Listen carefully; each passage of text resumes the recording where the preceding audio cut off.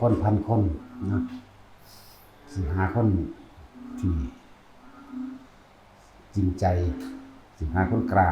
ได้เพียงจัก1 คนในหมื่นแสนล้านคนสิหาคนมีสัจจะสิได้เลือกจักคนหนึ่งมีสัจจะแต่ว่าจักสิหาคนอีกเท่าใดในหมื่นแสนล้านหรือหลายๆโกฏ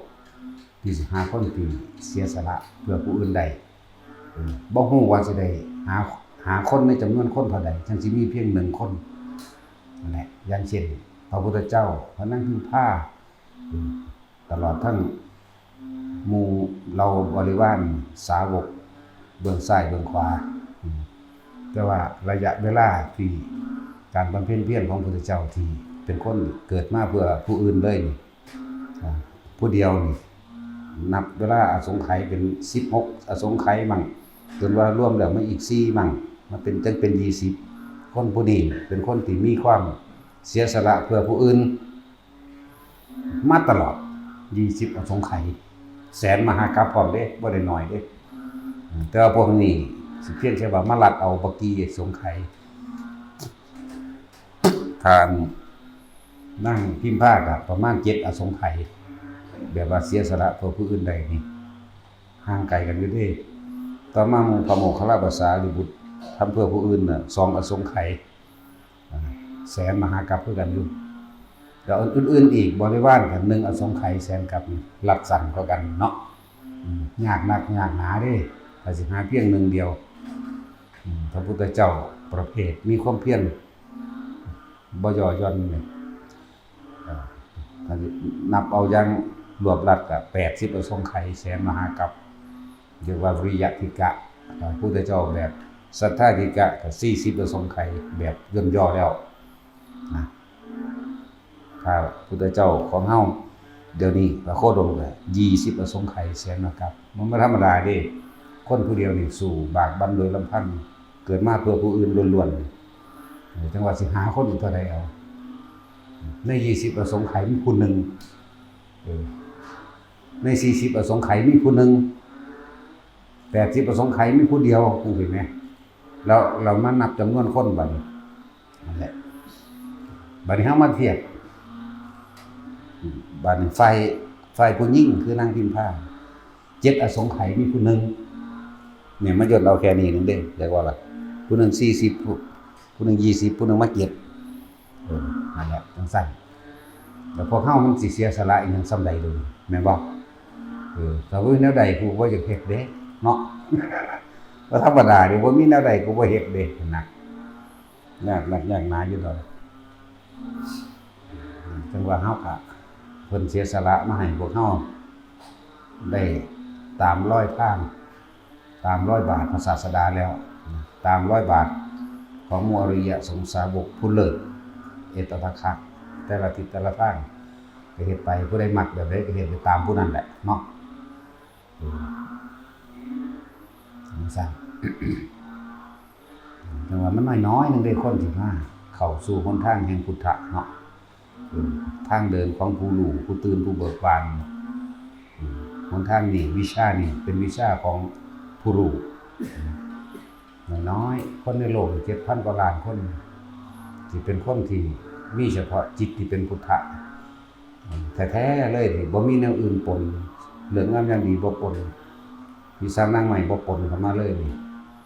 ตอนนี้มันสิมีพอล้านคนบ่ล่ะนับเอานิดๆเลยขนาดนักบวชแท้ๆก็มาบวชฮอดนักบวชพร้อมกับคนใส่กันพร้อมเอาเหลือจักล้านนึงไปเห็นบ่ล่ะ7,000 กว่าล้านกับล้านเดียวคนละเรื่องกันเลยเนาะเหมือนกับพระพุทธเจ้าเว้าคนโคกับเขาโคขนงัวกับเขางัวขนงัวตัวมันหลายแม่เนาะมันสั่นล่ะว่าเพิ่นเสียสละมาให้เฮาแล้วพอเฮาแค่กินผลมันซื่อๆเหมือนกับอมเข้าไปในปากแต่ว่าบ่ยอมกลืนเนาะแต่บ่ได้กลืนไปก็แล้วไปสั่นบ่แม่นของง่ายดอกกว่าสิเกิดขึ้นแต่ละอันสิ่งที่เกิดขึ้นได้ยากที่สุดเลยในจักรวาลและก็ตลอดกาลนานหลายอสงไขยคือพระพุทธเจ้าเกิดขึ้นได้ยาก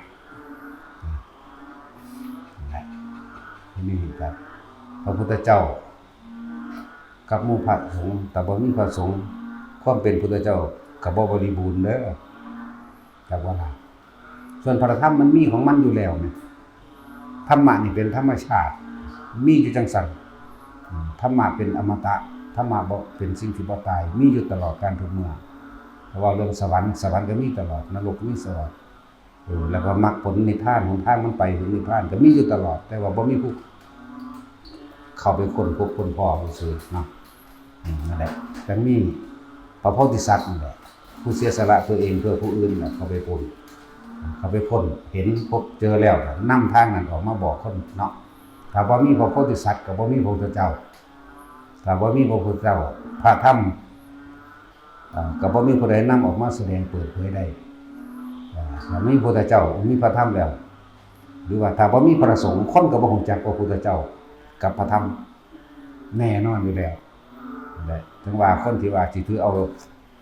เฉพาะพระพุทธกับพระธรรมก็ถือเอาโลดแต่จังได๋มันก็บ่สมบูรณ์อยู่แล้วกันถือเอาโลดเขาบ่เงิดมึงดอกเนาะซื่อๆอยู่ของภาษาอยู่กับโลกซื่อๆคือจะอวดดีเลยเนาะว่าขอคิดแต่ละคนเฮ็ดบ่เฮ็ดก็สร้างดอกว่าเฮาบ่ได้เงิดดอกบ่สะอ่อนดอกถึงว่าก็ตายจากกันเพราะแห้งแล้วล่ะมันคือพยายามอธิบายยังมากมายในคนดังแก่คนผู้เดียวคน1 2คนซื่อๆนะเนาะเอาแต่เฮาโลดสะสมไปเรื่อยเป็นธรรมดาของโลกนี่เป็นธรรมคู่คนเฮาเฮ็ดหยังก็สร้างถ้าบ่มีสิ่งแลกเปลี่ยนมันบ่เฮ็ดเด้ข้าราชการก็เหมือนกันถ้าบ่มีเงินจ้างเอ้ามึงสิเรียนหนังสือไปสอบอยู่บ่วะเนาะมีแนวประจ้างอยู่แนวเดียวคือพระเท่านั้นเด้อยากว่าล่ะพระเท่านั้นเด้บ่ได้จ้างแล้วผู้บ่เข้าถึงพุทธธรรมสงฆ์จริงๆบ่เข้าถึงธรรมะจริงๆบ่รู้จักเด้เรียกว่าพระมีเงินเดือนครับบ่มีคนไปตั้งให้โอ้ย 3,600 บอกเจ้าอาวาสเลยเนาะกูอยากได้จักนิดแต่จังบ่เป็นหยังดีที่สุดแล้วถึงว่าผู้ที่เสียสละถ้าพระบ่เสียสละใครสิเสียวะแม่นบ่ล่ะเพราะนั้นก็ค่ายากน้ำลูกน้ำผัวน้ำเมียแม่นบ่ถึงว่าพระนี่แปลว่าผู้เสียสละในความอยากได้อยากดีอยากมีเป็นดีได้จึงจะเป็นพระได้เรานั่นแต่แค่นั้นแหละแต่พอเสียแล้วหาขายของก็เท่านั้นแหละว่าพอเข้าอันแต่มาพบมาพอแล้วนะหยุดเพื่อปล่อยนั่นแหละหยุดเอาเฉพาะพุทธธรรมสงฆ์นั่นแหละสะสมไปเรื่อยๆมีหลายครูได้อยู่ในเฮาก็เลยเนาะผู้สิมีอุปนิสัยคือพระมหากัสสปะกับพระนางพระกาภิราชนี่มีอยู่เด้พอเล็กก็ไม่น้อยเด้เขาก็นอนนำกันเด้พวกนี้เรียบร้อยสวยงามผู้ที่คือพระมหากัปปินะกับพระนางยังก่อนอนุชาสมชายกับอีแววจะคือเด้มื้อเช้านี่ไปกอดกันบ่เพิ่นตื่นขึ้นมาเพิ่นสิไปสวัสดีกันก่อนเด้ครูนี่น่ารักเด้สวัสดีจ้ะแม่สวัสดีจ้ะพ่อเด้แต่มื้อเช้าสิแถมเพิ่นไปกอดกันขอบคุณที่เกิดมาให้รักนะแม่ว่าเด้ตื่นหัวเลยแต่ว่าพวกขี้ไล่ทั้งใดทั้งมันใส่อีน่าแหละอีซิงนิ่งแล้วก็อีหยังอีกมันใส่เขาอีข้างข้าวกันอีกอีปุ่งว่านั่นพวกบ่มีเสน่ห์พวกหาผัวบ่ได้พวกนี้จริงๆเขาอยากได้อยู่ได้แต่ว่ามีไผเอาเขาแม่เนาะแล่นไปข่มขืนไผปั๊มไผก็บ่มีผู้ใดปั๊มสำเร็จแหละตัดสินกับฮิปโปนี่เป็นคู่รักชุลมุนพวกนี้ตัดสินฮิปโปเป็นพวกชุลมุนเรียกรัก ถ้าแกล้งตะกันเด้ตาชินก็มาแกล้งฮิปโปเด้ที่จริงหัวจักอยู่จังว่าฮิปโปเพิ่นกระทั่นคือกันเด้ถ้าขับรถเป็นบ่มันจะให้ขับตัว ทำไมดิฉันเป็นเดชอันนั้นเด้สั่นแหละนี่ก็อีกครูหนึ่งนะสั่นครูเว้นครูกรรมกับพอเยกองกับเยเล็กเถียงกันมาสุดท้ายมากับเถียงเมื่อกับเถียงไปใช้กับเถียงพวกนี้โอ้ยครูเว้นครูกรรมกันนั่นนี่นี่กันแล้วแต่สะสมไปนั่นแหละแต่ว่าเฮาก็ถือเอาปัจจุบันดีที่สุดเฮาบ่ต้องไปคำนวณหรือคำนึงถึงอดีตที่ผ่านมาว่าเฮาเป็นหยังดอกชาติก่อนเราเป็นใครหรือใครเป็นข้าเนาะบ่ต้องไปคำนวณคำนึงเองแบบชาตินี้ข้าเป็นใครหรือใครเป็นข้าบ่ต้องไปสนใจมันปัจจุบันดีแล้วบ่ต้องว่าอนาคตจะบ่ดีบ่ต้องไปวางแผนมันดอกในอนาคตนี่ปัจจุบันอันใดเฮ็ดเป็นประโยชน์ใดเฮ็ดไปตาจุ้ยก็ได้ล่มมันก็งองแงงกันไปตลอดเห็นบ่ทำท่าซื่อๆได้จะล่มก็เลยเนาะทำท่าว่าบ่สั่งแล้วถ้าไข้มากินยาแล้วล่ะห่มผ้าได้เด้อก็จะเปิดพัดลมเด้อมันสิดังอย่าล่มมีก็อีกครูนึงอีกครูนึงกับครูพญานายกับยายคำใดหลายครูอยู่เนาะสั่นผมมีเขาก็มีมากตะเก่าดังเดิมมาแล้วเพราะหาต้องไปเบิ่งมันก็ได้ดอกอีหยังก็ดีเนาะทำปัจจุบันขณะนี้ให้ดีที่สุดสั่นนี่ก็คือคนเสียสละเข้าใจว่าล่ะเสียสละจริงๆแบบบ่หวังสิ่งใดตอบแทนเลยนะมาถึงผัวถึงเมียมันตายใจเด้เนาะมันบ่ขัดบ่แย้งกันถ้าผู้ผัวมาผู้เมียขัดอีกอย่างนึงถ้าผู้เมียมาผู้ผัวขัดอีกแบบนึงเด้เนินซ่าของมันฆ่าพระวงศ์นำกันมันบอกว่าไงแต่มันบ่เห็นด้วยเห็นดีนำกันปลาแห้งโดดอีใดบักใดก็เลยเสียเวลาสู้กับปลาตอนนี้สู้กับปลาตอนตายคือเก่าแหละแม่นบ่ล่ะปลาทั้งที่มันมีสติตัวนั่นแหละเป็นจังซั่นบอกตัดสินใจเด็ดขาดเด็ดเดียวแน่นอนไปโลดสะออนหิแม่มันเฮาไม่ก็ได้ดอกผู้หญิงก็หัวซื่อๆแม่เนาะเอาจัก100คน1,000คนก็ได้ตัวเนี่ยก็คือกันเด้อเอาแมงหลายๆเลยตัวก็มันบ่ลงตัวกันศรัทธาบ่เสมอกันสำคัญสุดเด้ศรัทธาบ่เสมอกันเพราะว่าคำว่าศรัทธาบ่แม่นแต่ความเชื่อเด้ศรัทธานี่ความเห็นที่ลงตัวกันความไว้วางใจความทั้งไว้วางทั้งความเห็นที่ลงตัวกันความไว้วางใจแต่มันร่วมไปถึงความเป็นน้ำหนึ่งใจเดียวกันนี่ศรัทธามันธรรมดาเห็นบ่ล่ะนั่นแหละ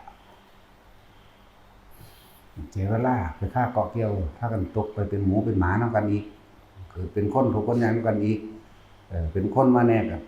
ธุรกิจนั่นนี่ขัดแย้งกันเรื่อย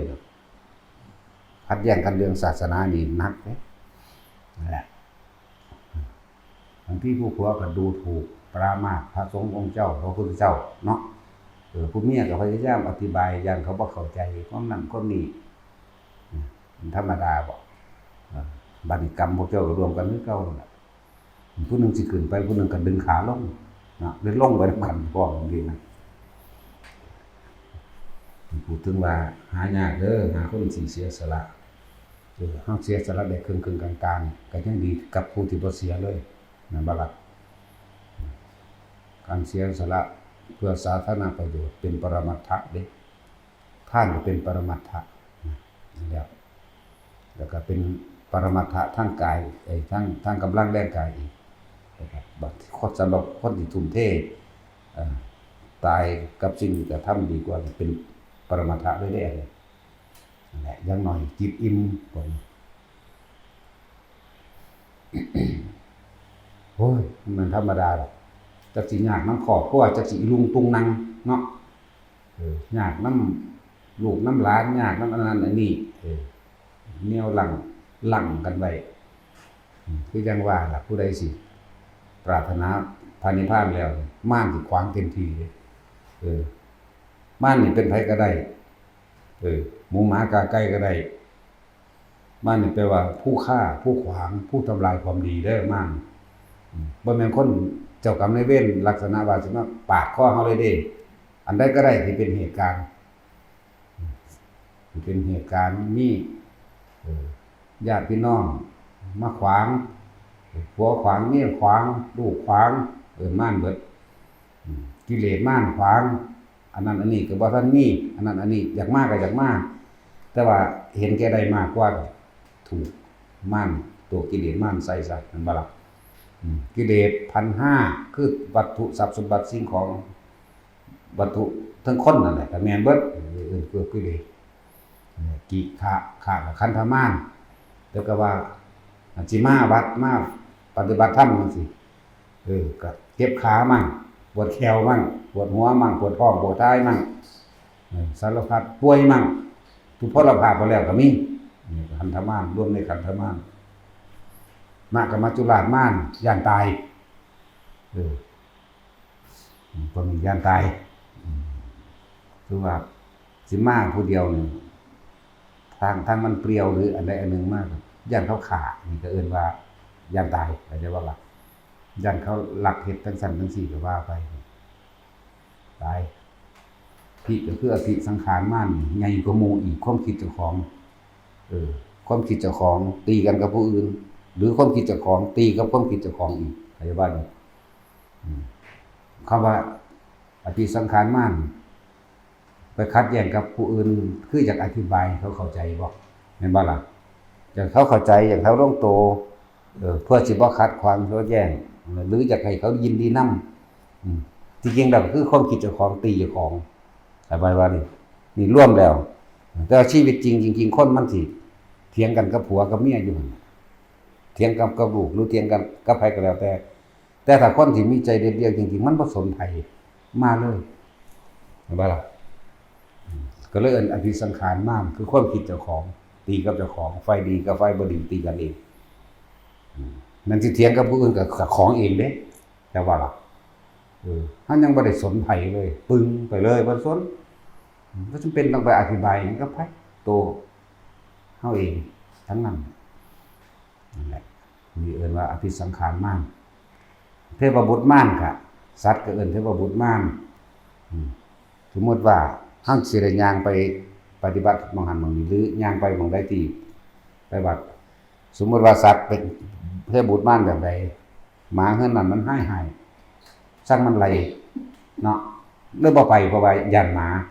บัดนี้คนผู้นั้นมาลั่นไว้มาดึงไว้มากาวตูใส่ไหล่กับหมู่คณะสงฆ์องค์เจ้าทั้งหลายก็มีเป็นว่าเทพบุตรม่านมากาวใส่ได้มึงจะไปเด้ไสยศาสตร์มนต์ดำเด้เขาใส่มึงเขาอยากได้หยังก็ปลดเอาของมึงเบิดเด้นี่พวกนี้ก็เอิ้นจังซี่ที่จริงอ่ะเทวะหรือทเวพวกนี้หมายถึงพวกมีความเห็นต่างมีความเห็นต่างทเว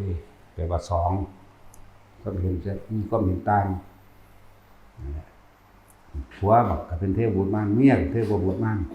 คนก็เป็นเทพบุตรม่านญาติก็ตามพ่อแม่ก็ตามแล้วก็เทวดาจริงๆก็แม่นขัดขวางหลอกหลอนนะนี่ก็แม่นนั่นแหละเรียกว่าคนที่ปรารถนาพระนิพพานม่านสิเด่นนั่นเต็มที่แต่ว่าม่านบัดเทวดาอินพรหมตลอดทั้งมนุษย์ม่านทั้งหลายไม่อาจสามารถที่จะขวางบุคคลผู้มีความเพียรได้ว่านั่นแหละศรัทธาปัญญาความเพียรจังได้ก็ตามศรัทธาขึ้นก่อนหมู่ปัญญาคือความไกลความรู้หน้าตามความเป็นจริงหาซอกแซกทางออกเอาตัวเองหลอดออกมาจนได้แล้วก็มีความเพียรพยายามมาศรัทธาปัญญาความเพียรจึงเป็นหนึ่งเดียวกันว่าหาคนที่เสียสละเพื่อผู้อื่นได้จริงๆก็ตามลำดับมันก็ได้จะยกให้พระพุทธเจ้าเป็นที่หนึ่งอยู่แล้วพระนั่งพิมพาหรือครูบารมีเป็นที่2แล้วก็ครูสาวกทั้งหลายเป็นที่3 เป็นไปตามลำดับมันบ่สามารถทุ่มเทได้เต็มที่หรอกแต่ว่าก็เฮ็ดในระดับครึ่งนึงแต่ว่าล่ะพวกนี้ก็เป็นทานก็เป็นอุปปารมีวัตถุภายนอกก็ให้กำลังแรงกายก็มาอยู่แต่ว่าบ่ทุ่มสุดใจบ่เหมือนพระโพธิสัตว์กับพวกร่วมกันกับเพิ่นผู้บารมีเพิ่นพวกนี้ทุ่มเบิดเลยตายเป็นตายจึงมีคำกล่าวว่าใน100คนพันคนหาคนกล้าอยู่ได้เพียงผู้เดียวคำว่ากล้านี่กล้าทั้งดีก็มีกล้าทั้งเลวก็มีในหมื่นแสนล้านคนนี่หาคนมีสัจจะคนที่บ่เสียคำเว้าหรือเว้าตามเป็นจริงเพียงคนนึงแต่ว่าบ่ฮู้ว่าสิหาคนจำนวนเท่าใดที่จะหาบุคคลผู้เสียสละเพื่อผู้อื่นได้แม้เพียง1คนเพราะท่านสิว่าบ่ตลอด40อสงไขยมีผู้หนึ่งแล้วคนมันเท่าใด40อสงไขยมันผ่านมาแล้วเนาะ80อสงไขยหาได้ผู้หนึ่งนี่แหมมันตึงคือหยังนี่นั่นแหละแต่ว่าพวกเฮานั่นคือมากินผลของเพิ่นมาให้นั่นล่ะมันบ่ล่ะเฮ็ดเอาโลดเฮ็ดเอาเต็มที่ไผมันโลดเกิดเป็นอีหยังก็เกิดมาตายแม่งคือเก่าล่ะเนาะหลายอย่างถ้าเฮาอันคือว่าล่ะแต่ละคนบ่ได้มีพื้นฐานในการรู้ต่างๆเกี่ยวกับความเป็นมาของพระพุทธเจ้าคือบ่รู้จักพุทธประวัติหรือในอาการวัตตาสูตรความเป็นมาที่ทำให้เกิดคำว่าพระพุทธเจ้าได้เกิดขึ้นแล้วนี่เฮาบ่ได้ศึกษาพุทธประวัติต่างๆบ่แม่นแค่พุทธประวัติแค่เกิดกรุงกบิลพัสดุพอสุวาสุโธธนะเมียสุวาสิริมหามายาเด้คุณมันไหลมาแต่ความเสียสละเริ่มต้นแรกแห่งปรารถนาว่าซั่นอันนี้เฮาไหลมาจนสุดตรัสรู้จนสุดเข้าพระนิพพานมันก็เลยละเอียดลึกซึ้งมันก็เลยยากที่สิบรรยายออกมาได้ทุกคำเว้าทุกความรู้สึกใช่บ่ล่ะบัดนี้ก็มาไล่เบิ่งประวัติของภาษาวกผู้เพิ่นเสียสละเพิ่นเสียสละเป็นแบบอย่างของหมู่นั่นล่ะเป็นเพิ่นเป็นแบบอย่างของหมู่มาต้นแรกแล้วบัดนี้จังผู้นี้เห็นความดีนำสาวกซ้ายขวาจังมาบ่ล่ะเพิ่นเป็นต้นแรกมาปึ๊บในเจ็ดอสงไขยจังมีนางพิมพามาเห็นความดีนำจังขอเป็นคาบาจริกาตามนั่นบ่บัดนี้พวกสาวกซ้ายขวาจังมาเห็นนำอีกทีนึงเนี่ยมันเป็นลำดับของมันบ่เป็นเรื่องง่ายเลยแต่คำว่าสาวกก็เฮ็ดยากคักแล้วเนาะจังได๋สิไปรุ่นนั้นใดนะจังว่าเว้าให้ฟังบ่ให้เห็นบุญคุณของเพิ่นที่พวกเฮาท่องอาการวัตตาสูตรนั่นแหละคือความเป็นมาของผู้ที่จะเป็นพระเจ้าความเป็นมาของการกำเนิดของพระพุทธเจ้าเรียกอาการวัตตาสูตรอาการวัตตะจริงๆอันคำว่าสูตรเป็นสิ่งที่ได้ยินได้ฟังสืบต่อจดจำกันมาได้ใช่บ่ล่ะอาการวัตตะพุทธะอาการวัตตะพุทธะอันนี้ความเป็นมาของพระพุทธเจ้าเกี่ยวกับทองเลยโดยความละเอียดศึกษาเบิ่งบ่เฮาไม่เล่าลัดเอาเฮาฟังนิดหน่อยที่เพิ่นหยิบขึ้นมาอย่างละอันเพราะเป็นคติตัวอย่างซื่อเด้แต่เฮาได้รู้รายละเอียดแล้วมันธรรมดาเด้ด่านซาคุณซอยเหลือคนเข้าไปจูนปนบ้านปนเมืองแล่นเข้าไปซอยเหลือคนเนาะสร้างนี่กลับออกมาไปตกหลุมพรางก็มีเด้ตกหลุมที่เขาได้พรางเขาขุดหลุมดักสร้างนี่ล่ะเป็นจังซั่นก็มีตกลงไปก็อีหยังไม้หลาวแหลมมันเสียบเข้าบางอื่นมันเสียบบ่เข้าแต่มันเสียบสะดือเขาเด้ก็สิแท่งสร้างปากตาหูสะดือแล้วก็ฝ่าเท้านุ่มจากว่าล่ะแต่แท่งสร้างว่าหลายอย่างสร้าง2ผัวเมียจนมันปนเข้าไปซอยคนในหมู่บ้านมันธรรมดาเด้สุดท้ายแล้วพวกจูนกำลังมันหลายกว่าแต่ว่าก็ซอยได้แล้วล่ะ พากันหนีไล่พวกโจร3,500ปล้นในตำบลนั้นสร้าง2ผัวเมียนี่ไปขับไล่โจรออกได้แต่ว่าขากลับมาตกหลุมในบ้านดักไว้ผู้เมียตกก่อนสร้างตัวเมียตกก่อนจังว่าเลี้ยวหางได้ก็บ่เห็นยินแต่เสียงแวกๆอยู่สร้างตัวผู้โดดลงไปในหลุมแล้วก็พอดีโดดลงไปในหลุมนั่นนะถูกเหลาเสียบตรงระหว่างกลางท้อง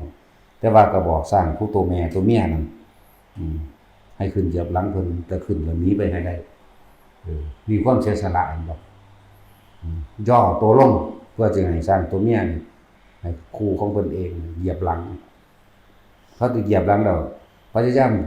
ยันตัวเองบืนตัวเองขึ้นมาเพื่อจะให้อีกตัวหนึ่งผ่านหลุมขึ้นไปได้แบบว่าอะไรครับว่าซึ่งไปหาคนเสียสละขนาดนั้นหาใส่เนาะเจ้าพวกนั้นขาดไปแล้วทั้งนี้ก็ขึ้นบ่ได้เพราะว่ายังมันถูกเสียบแล้วนั่นแหละนั่นการบำเพ็ญคนเสียสละของ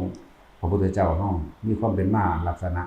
2พระองค์นี่ตีคู่กันขนาดเป็นสร้างกับซอยกันอยู่พอสมควรทั้งกับฟ้าวหนีไปแล้วกลับขึ้นมาบ่เห็นเมื่อเห็นว่าผัวเจ้าของถูก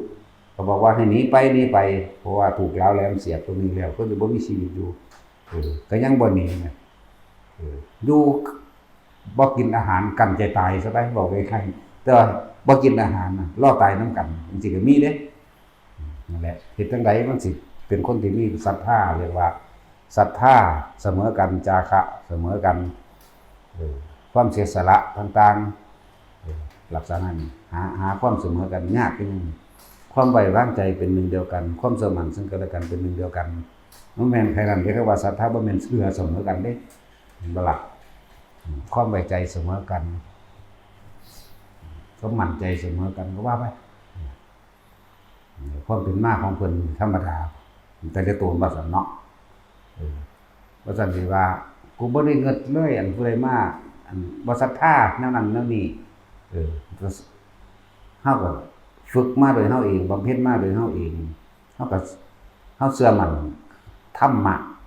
คำสอนของพระพุทธเจ้าเห็นบ่ล่ะเฮาเชื่อตัวนั้นเฮาก็พิสูจน์กับตัวนั้นเฮาก็รู้เห็นเป็นไปตามเพิ่นเป็นประจักษ์พยานให้การแสดงธรรมเฮาจึงบ่เงิดผู้ใดในโลกนี้เนาะเฮาย่านผู้เดียวคือพระพุทธเจ้าแม่นบ่นอกนั้นบ่ย่านเลยย่านหาแมงภาษาคนเนาะเป็นสั่นเด้เพิ่นเสียสละพวกเฮามากความสัตย์เอาตัวเองนั่นน่ะไปกั้นน้ำจนตัวตายก็มีได้น้ำท่วมจังบ่มันเป็นฝนตกภูเขาถล่มน้ำไหลหลังตัวห้วยนี่มันสิขาดตัวแม่น้ำนี่ขาดมันมีช่องนี่สิขาดออกมาจากลำห้วยสมมุติว่าลำแม่น้ำโขงมันว่าอ่านเอาง่ายๆคือแม่น้ำโขงแล้วก็กิ่งก้านสาขาคือแม่น้ำกำจังซี่เนาะบัดนี้น้ำมันก็เกินไปมันไหลทะลักออกมานี่เอาตัวเองไปกั้นไว้สร้างตอนเป็นสร้างนะเอาตัวเองไปกั้นไว้หมู่ไปอยู่พอสำนั้นน้ำท่วมขึ้นตรงขึ้นสูงง่วงขึ้นได้ว่าล่ะหูดังนั่นน่ะกั้นอยู่หั่นสุดท้ายจนตายแล้วคนก็รอดจังซี่โอ้ยธรรมดาเคยยินจักเทื่อว่าล่ะเด้อเนาะมันมีอยู่ในพระไตรปิฎกนี่หรือว่าหลายอย่างนี่เขาเจ้าคัดออกมาเอาเฉพาะประวัติของพระองค์เองนะเขาก็บ่อ่านหลายดอกประมาณ15,000 ชาตินั่นแหละมันก็สั้นๆก็มีว่าล่ะบทสั้นๆก็มีบทยาวๆที่พ่อได้เป็นแบบอย่างยาวๆแน่จังซี่กับพระเตมิใบเห็นว่าล่ะพระมโหสถนี่พระวิทูลบัณฑิตนี่ผู้ฤทธัตถ์นาคใหญ่ช่วงนี้อันบทยาวๆพระเวสสันดรสิมันยาวมันบ่ล่ะจังซั่นแล้วพอเฮาได้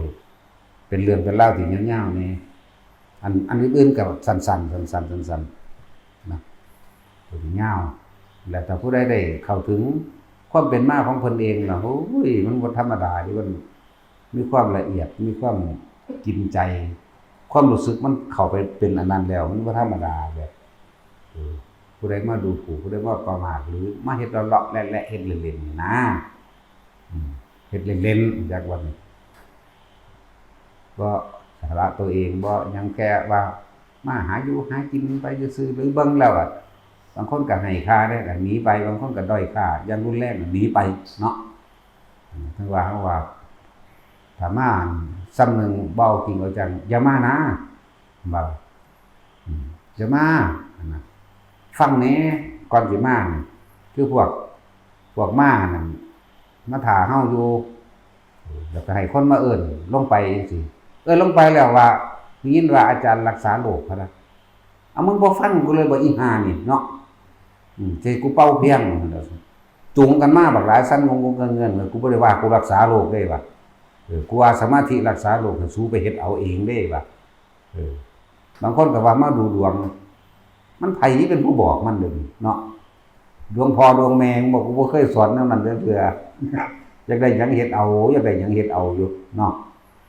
เป็นจังได๋ล่ะมันเป็นตะศูนย์บ่ก็หาข้อมูลกูแหน่จะสู้ไปฟังมาจากทางใด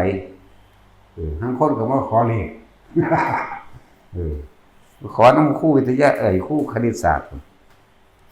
เฮ้ยน่าเบื่อหน่ายพุ่นเนาะใช่ล่ะบางคนก็มาว่าถ้าแน่จริงหอให้เบิ่งดูมึงบ่ได้มีค่าเพราะสิเห็นกูหอดอก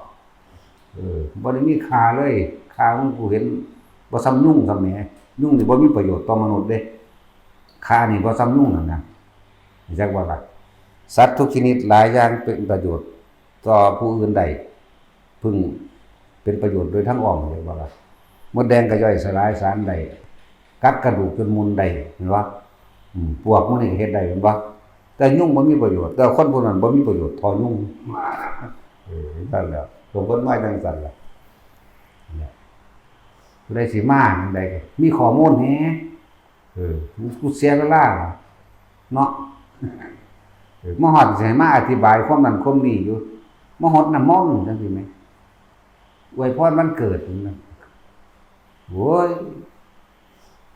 อวยพรหาแม่มึงก็ไปเฮ็ดเอาต้นแม่มึงก็อวยพรหลายคักแล้วเนาะคนอหยังเอาเพิ่นคือบ่สนใจเฮาว่าซั่นบ่ให้กูไปง้อมันกูสิถีบเอานั่นแหล้วไปเฮามันบ่ได้สนใจเฮาดอกโอ้ยกูบ่ได้เห็นค่าอยู่จักเม็ดนั่นแหละผู้ใดสิมาก็ฟังข้อมูลดีๆแหน่อยากได้ของขลังจังซี่ก็ไปซื้อเอาซุมพุ่นอยู่ซั่นสู้อยากได้ขลังซำใดรุ่นใดสู้ก็ซื้อสู้ก็งุ้มตัวเองไว้ซะก่อนฮู้จักเจ้าโอ้ยอันนี้ขลังบ่ดีมันตีนแห้งอันนี้ขลังอันนั้นนี่ว่าได้เลยมาผูกแขนจังซี่แหมก็ไปหาพวกเขาเจาะดังงัวดังควายก็ผูกเนาะสนเข้าไปเลยงูหลายสัวหลายสันดานควายสันดานงัวผูกแขนรดน้ำมนต์จังซี่แหมเสียเวลา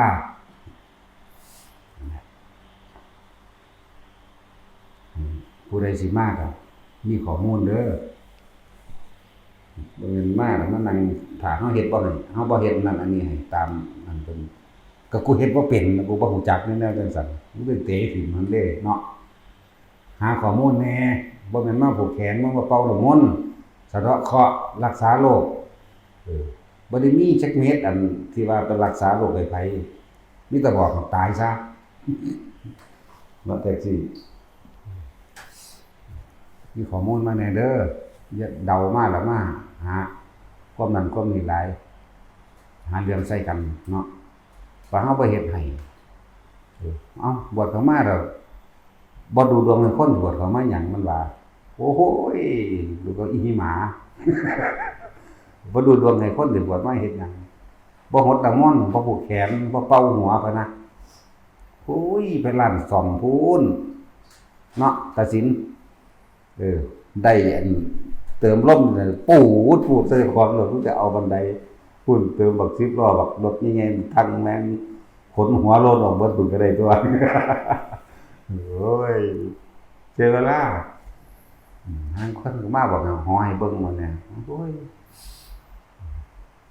ถ้าบ่เฮาเบิ่งว่าศรัทธาได้ขนาดนั้นโอ้ยมันขี้กู นั่นก็เว้าแหมปานว่าเจ้าของเป็นผู้กุมชะตาโลกก็ดีไว้ผู้ก็เงินหลายหรือเบิ่งซากเจ้าของพวกเลวก็สัตว์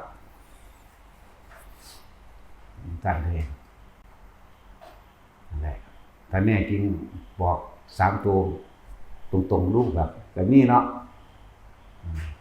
จะมาได้บัดนี้พวกสันดานหมานี่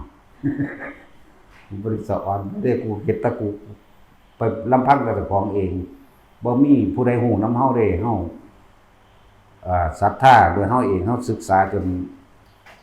มั่นใจตัวเองว่ากูต้องพิสูจน์ตัวเฮาไปเขาบ่ผู้ใดฮู้นำเฮาดอกว่าเฮาล้มลุกคลุกคลานสลบสลายหรือตายแล้วฟื้นขึ้นมาจะขังจะฆ่าบ่มีผู้ใดเจ็บปวดนำเฮาเด้เฮาไปอยู่น้ำป่าน้ำดงน้ำอันนี้เฮาเดินท่องเดินทางบ่มีผู้ใดมารู้จักนำเฮาแล้วเฮาสิเงินหาแม่มันหยังมันบ่ล่ะคนจังซั่นเฮาบ่จำเป็นว่าเฮาสิมาอธิบายผู้ใดฟังเด้แบบนั้นถ้าเจ้ามาสนใจทำสภาวะปรากฏการณ์ที่ตัวเองปฏิบัติมาแล้วจริงๆนั่นน่ะเฮาก็ใส่ใจให้เด้อันนี้จ่อใส่รถเด้ถ้ามาลักษณะนั้นอาการนี้เป็นจังไสเป็นไรหรือมันต้องตั้งใจใส่ให้เลยนั่นแหละบ่มีผู้ใดมาเคยอดข้าวนำเฮาย่างหรือป่วยตามป่าตามเขานำเฮาบ่มีผู้ใดฮู้เด้ล้มลุกคลุกคลานมาจากขังสลบมากี่หนตายมาจากขังมันบ่ได้รู้เด้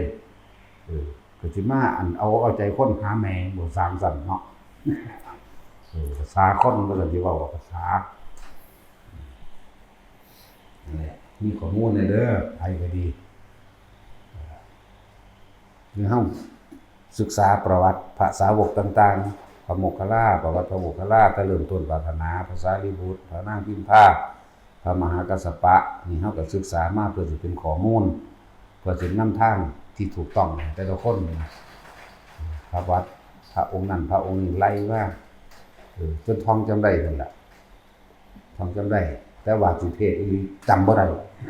แล้วแต่มันสิยกขึ้นมาดิบัดนี้การที่เฮามาเทศจังซี่บ่ได้มีกำหนดเด้นั่งลงมันก็เว้าไปเลยโลดนี่เว้าจังซี่ก็เว้าไปเลยความคิดกับความเว้าออกพร้อมกันบ่ได้มีสเกลเด้เนาะบ่มีสเกลมีแต่สกินแต่ผิวหนังเลยเนาะตาสินบอกไปเลยเด้นะครับบ่ได้คำนึงคำนวณอีหยังว่าสิเสียหายหรือหยังกับไผคือเขาว่าพวกนี้บอกว่าคิดก็ถูกต้องเนาะบ่ได้คิดคำว่าก็สิเสียหายหยังเด้เพราะมันบ่มีแนวใดนี่เลยบ่เสียเพราะว่าบ่คำว่าความเสียหายซั่นนั่นแหละมันก็ด่าเลยแล้วมึงแน่จริงก็เปิดสำนักขึ้นมามึงก็เอาคนฝึกคนที่เนาะถ้ามึงพอใจกูมึงก็ขาเอาโลดมาขาเอาโลดแต่ผู้ใดว่าแน่เนาะซั่นก็แต่ของจริงคือเอานิพพานบรรลุให้เขาพวกป้าผู้ป้าโลดเนาะก็ซั่นแล้วโอ้ยลูกเราอิสระตึกหลายอันหลายอย่างที่เฮายกตัวอย่างนั้นมีมาเป็นเครื่องประกอบก็เกิดกำลังใจสำหรับผู้มีศรัทธาผู้มีความเชื่ออยู่เชื่อคำสอนนั่นนะเชื่อคำสอนพระพุทธเจ้าประวัติหรือว่าคนที่เคยผิดพลาดมาแล้วนี่เฮาก็ยกประวัติองค์นั้นองค์นี้มาเทียบให้ฟังคนที่บ่เคยผิดพลาดบ่มีจักคนดอกถ้ามันดีมันก็บ่มาเกิดจักคนดอกเว้ยเนาะได้จังว่าบ่ต้องวิตกกังวลบางคนก็กังวลเรื่องเคยลักเคยปล้นเคยจี้เคยฆ่าเคยข่มขืนพวกผู้หญิงก็เหมือนกันเคยแทงเคยหลอกลวงเคยนั่นเคยนี่มาก็บ่มีทางออกวันวิตกย่านบาปนั่นนี่สารพัดแต่ว่าแต่เฮามาตั้งใจฟังแล้วก็ยกตัวอย่างให้ประวัติองค์นั้นองค์นี้องค์นั้นองค์นี้ยกตัวอย่างมาอย่างคนที่เคยผิดพลาดเคยฆ่าคนบ่หรือฆ่าสัตว์ต่างๆนานาสารพัดมาแล้วสิก็ยกประวัติองคุลิมานขึ้นมาให้ฟังนั่นล่ะสันตติอมาตย์ฆ่าเป็นแสนตัวเพิ่นก็ยังบรรลุภายในมื้อเดียวเนาะ บางทีนายจุลคาสประวัตินายจุลคาสยาวๆทั้งตัวเลยนะประวัติองค์ลิมานก็ยาวทั้งที่อมาตย์ก็ยาวแต่ว่าเขาบอกลักษณะเอาซื่อจุลคาส ถ้าบอกประวัติทางพวกผู้หญิงแบบนี้ก็คือนางสิริมา นั่ง อภัยมาตามันนี่แหละนั่งอัมพาปาลีมันเป็นโสเภณีกันตัวบาลาพระอรหันต์บางองค์ขาผัวถีบผัวตกเขาตายเด้ผัวเป็นโจรแต่ว่าล่ะพระอรหันต์ผู้ยิ่งถีบบักฮาโจรนั่นน่ะเขาเอาไปฆ่าแต่ว่าด้วยจิตปฏิปักษ์ซึ่งกันและกันมันเคยมีมาแต่เก่าก่อนเอาเงินไปจ้าง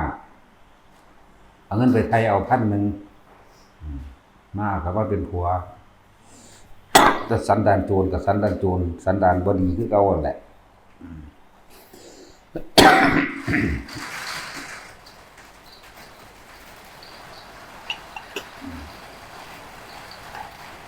ดูดีกินดีแล้วมีกำลังแล้วตัวเมียไปปล้นของดูนะเอาเมียก็เป็นของเจ้าของไปแล้วสมบัติของเมียก็เป็นของเจ้าของจะไปปล้นเอานะนั่นแหละ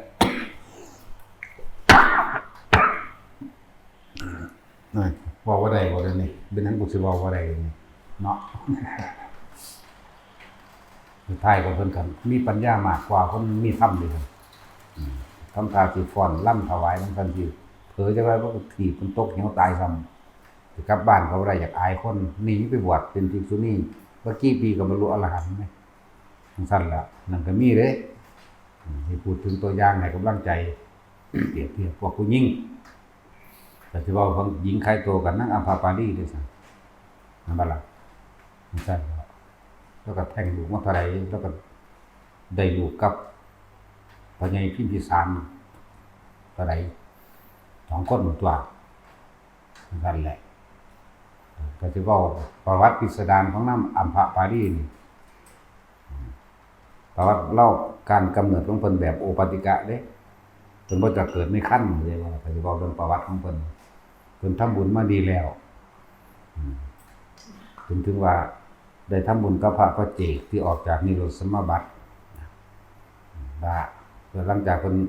ตายแล้วข้าพเจ้าขอเกิดตามใจปรารถนาจะว่าหลักคำว่าขอเกิดตามใจปรารถนาครับในศาสตราการต่อไปข้าพเจ้าบ่ทันได้ลุถึงพระนิพพานขอเกิดตามใจปรารถนาบ่ต้องการเกิดในขั้นของมารดาสามารถที่จะเรียกว่ากำหนดตนเองมาเกิดได้เลยแบบโอปาติกะนั่นแหละเป็นกำหนดตัวเองมาเกิดอยู่ในสวนมะม่วงเรียกว่า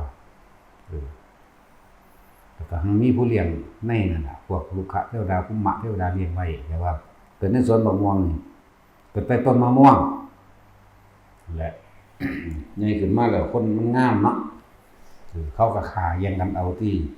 พระราชามหากษัตริย์อยู่นั่นก็เลย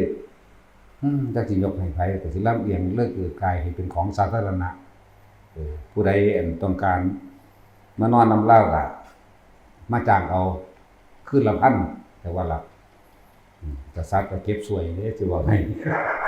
แม่งดาไม่ใช่ว่านั้นกษัตริย์ราชาได้เป็นแม่งดาเด้ต้องได้เสียค่าสวยนำเด้โอ้กษัตริย์แม่งดาก็มีมันไม่ไผเว้าด้วยมันเว้าผู้เดียวนี่ล่ะตั้งเขาแล้วแต่ในกระพันมหาปาดานนี่มากู200จังว่าล่ะแต่จริงหากินมันจังซี่ก็มีเด้แม่กูได้200นะว่าล่ะจังอนุญาตให้เฮ็ดตัวเรื่องของนางอัมพาปารีหญิงที่เกิดในสวนมะม่วงแต่ว่าจังซั่นอยู่ไปอยู่มาหน้าเขาหลายอันหลายอย่างแท่งลูกก็นับบ่ได้แล้วล่ะแต่ว่านอนกับผู้ชายมากๆก็บ่ต่ำกว่าเป็นพันดอกซั่นแล้วสุดท้ายก็ได้ฟังธรรมพุทธเจ้าปฏิบัติตนเองมาก็บรรลุเป็นอนาคามีอยู่ซั่นที่เขาเจ้าบันทึกไว้นะบ่อยู่ดอกอนาคามีอรหันต์เลยอนาคามีตอนมีชีวิตอยู่เพิ่นก็เลิกแล้วตอนเพิ่นบรรลุพรวดเดียวเป็นอนาคามี บาดเจ็บตายกับบรรลุอรหันต์เลยได้อรหันต์จิตสุดท้ายผู้นี้ตอนที่มีชีวิตอยู่อนาคามีอยู่นะผู้หญิงก็เอาตัวนี้ไปเป็นกำลังใจอย่าน้อยใจอย่าท้อถอยวันแอนั่งศิริมาทำลายนางอุตราของตัวเห็นบ่ล่ะนางศิริมาก็เลยเกิดมาเป็นหญิงงามเมืองเหมือนกันคล้ายตัวเหมือนกันแล้วเลยทำลายนางอุตราเอาน้ำมนต์สาดใส่เทใส่หัวเพิ่น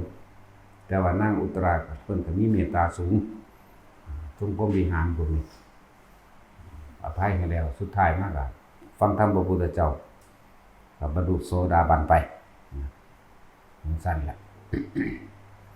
เรื่องพวกผู้หญิงหลายอยู่นั่งมารดาของนางอภัยมาตามั่งหรือว่าผู้ที่เคยเป็นครูบารมีของพระโมคคัลลามานี่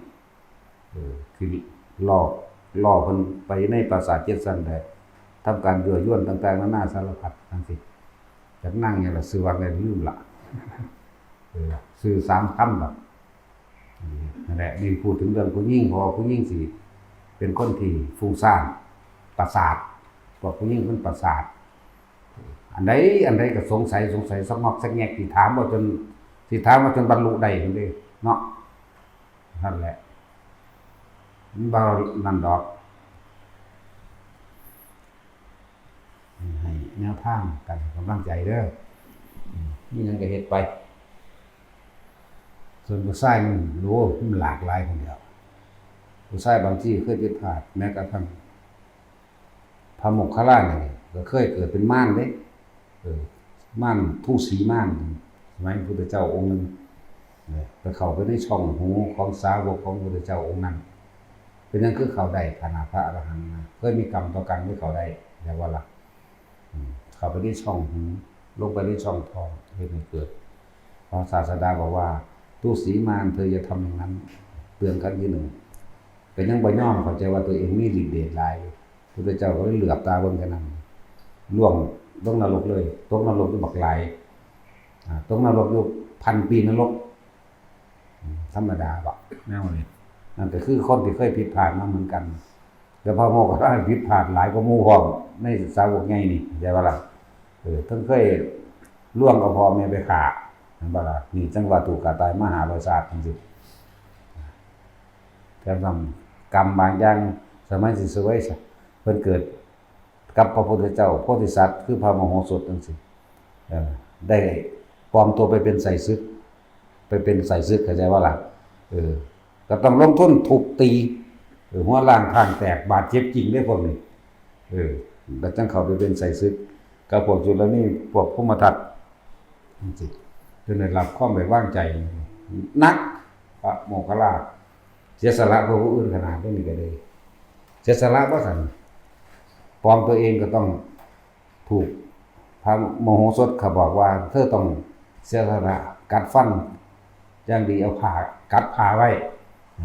เขาสิตีเขาสิเชือดเด้ถึงตีแล้วก็เฮ็ดให้เป็นคือถูกโสดแสตีจริงแล้วก็เอามีดปาดจริงตีทุบให้เป็นซ้ำหัวดงหัวโน่จริงพวกนี้แล้วก็ใส่กำปั้นตีเป็นคุ้มตาคุ้มปากตีจริงนั่นแหละเสียสละเองบ่แล้วก็ย่อนใส่ตะกร้าลงไปในพื้นฟ้าแล่นนี้เขาไปหาข้าศึกนั่นแหละแล้วก็ไปกล่าวคำต่างๆตามพระมโหสถเพิ่นบอกไว้เราโอ้ยมโหสถเป็นคนบ้าอำนาจเป็นคนหลงแกทิฏฐิอย่างก็ว่าไปทำลายยึดเอาครอบครัวผู้ฆ่าผู้ฆ่าแค้นหลายเป็นตาเสือก็ตากระตูก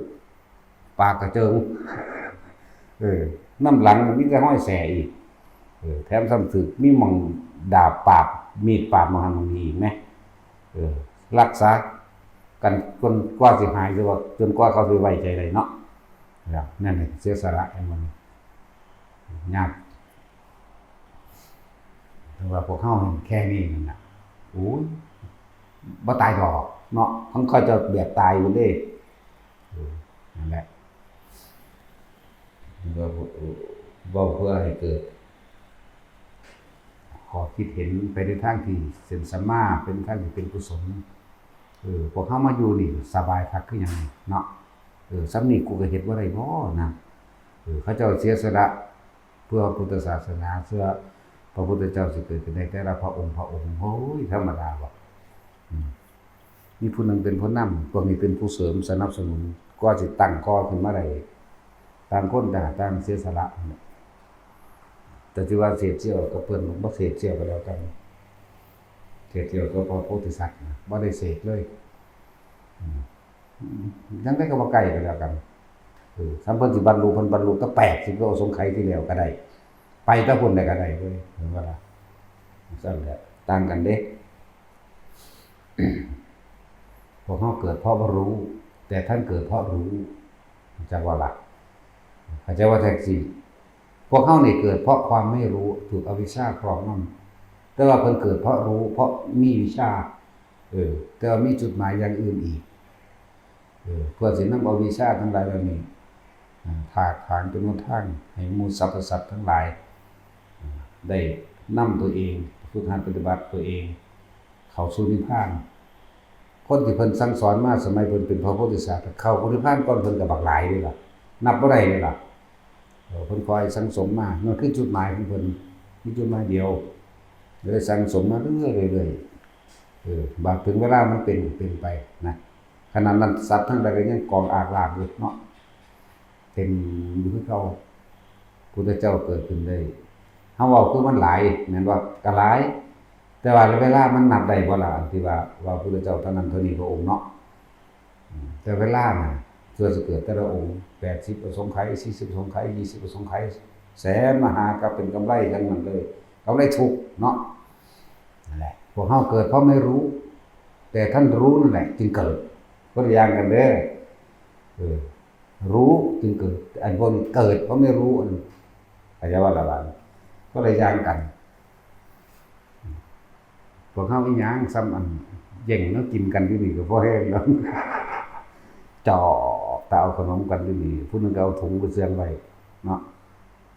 บังไว้ได้อย่างเพิ่นเห็นจะต้องพอด่าพวกเจ้าฉีดลี่อยู่ในท้องถ้าทำดินได้ก็เห็นก็สิอยากเห็นเนาะก็เลยถ้าซ้ำนี่ก็ยังแย่งกันล่ะบ่เสียสละซึ่งกันและกันหรอกต่างฝ่ายต่างเสียสละบ่แย่งเด้อิ่มเสมอกันสุขสบายเสมอกันเห็นบ่ล่ะต่างฝ่ายต่างบ่ต้องการนี่เสมอกันเบิดบ่มีผู้ใดได้เปรียบเสียเปรียบคนมันมาจากใดมันจะเอาหยังมาได้เปรียบเสียเปรียบแต่คนมันเสมอกันแม่นบ่ล่ะมันซั่นตัวบ่มีคนที่มานินทากันตัวบัดนี้เพราะมันสาระเหมือนกันล่ะบ่ล่ะพูดถึงหลายอันหลายอย่างกว่าสิถึงวันนี้นะจังพวกเฮาเฮ็ดมานี่พวกเฮาเฮ็ดมาโดยลำพังเจ้าของเองเนาะใส่มือเปล่าๆได้เฮ็ดมาที่แรกก็เลยจังคอยมีคนมาส่งเสริมสนับสนุนเขาจะ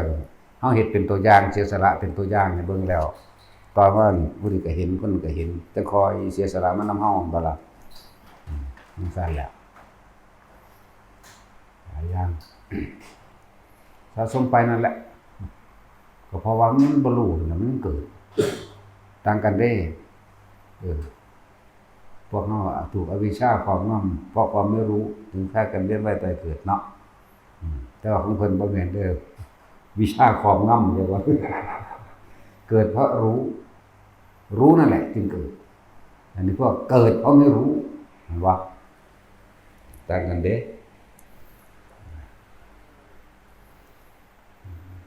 ไปเรื่อยๆมีผู้ใดสมบูรณ์แบบหรอกคนที่บ่เคยทำผิดก็บ่มีในโลกเนาะเฮาสิเอาเฉพาะความสำเร็จหรือยอดมันถ้าสิว่าเรื่องยอดมันคือตอนที่พระพุทธเจ้าเฮาเสด็จลงจากดาวดึงส์คนที่บ่ปรารถนาเป็นพระพุทธเจ้าบ่มีเลยแม้กระทั่งมดแดงมีที่สุดแห่งมดแดงก็จะเป็นแม่ธรรมดาบ่แต่ว่ารู้จักบ่ต้นกำเนิดก่อนที่สิเป็นมาต้นปรารถนาเนาะแล้วเอาแต่ยอดมันยอดโอ้กูอยากเป็นพระพุทธเจ้า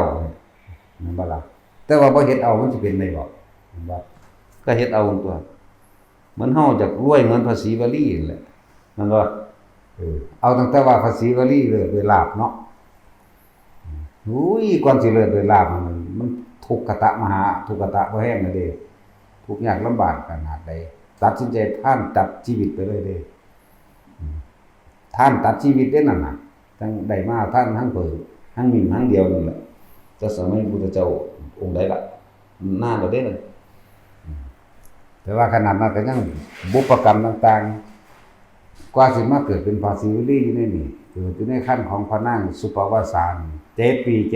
7 ปี 7 เดือน 7 วันอีกแล้วบุพกรรมอันหนึ่งรวยแล้วเห็นตนประมาทก็มีบัดนี้เนาะในสมัยในที่เป็นหยังเพิ่นคืออยู่ในท้องแม่เพิ่นถึง7 ปี 7 เดือน 7 วันในสมัยศาสตร์นึงเพิ่นก็เกิดเป็นลูกพระพุทธเจ้าเด้อยู่ในพาราณสีนั่นแหละพระพุทธเจ้าเฮากับนางสุปวาสานี่เกิดเป็นผัวเมียกันแต่ว่าเป็นกษัตริย์บัดนี้ผู้น้องพระพุทธน้องพระโพธิสัตว์นี่คืออานี่เห็นบ่เพิ่นอยู่ในท้องหรือเพิ่นออกมาแน่แล้วล่ะเป็นเด็กน้อยแล้วเป็นกุมารน้อยๆนึงแล้วล่ะส่วนผู้อาเนี่ยเลยมากบฏชิงเอาเมืองเรียกว่าล่ะชิงเอาเมืองก็ฆ่าพ่อเพิ่นกับไผล่ะกับพระพุทธเจ้าเฮานี่แหละในสมัยนั้นพ่อพระศรีวลีสมัยนั้นน่ะส่วนนางสุปวาสาก็หักลูกก็ส่งลูกออกไปทางลอดออกไปทางช่องหรือทอกำแพง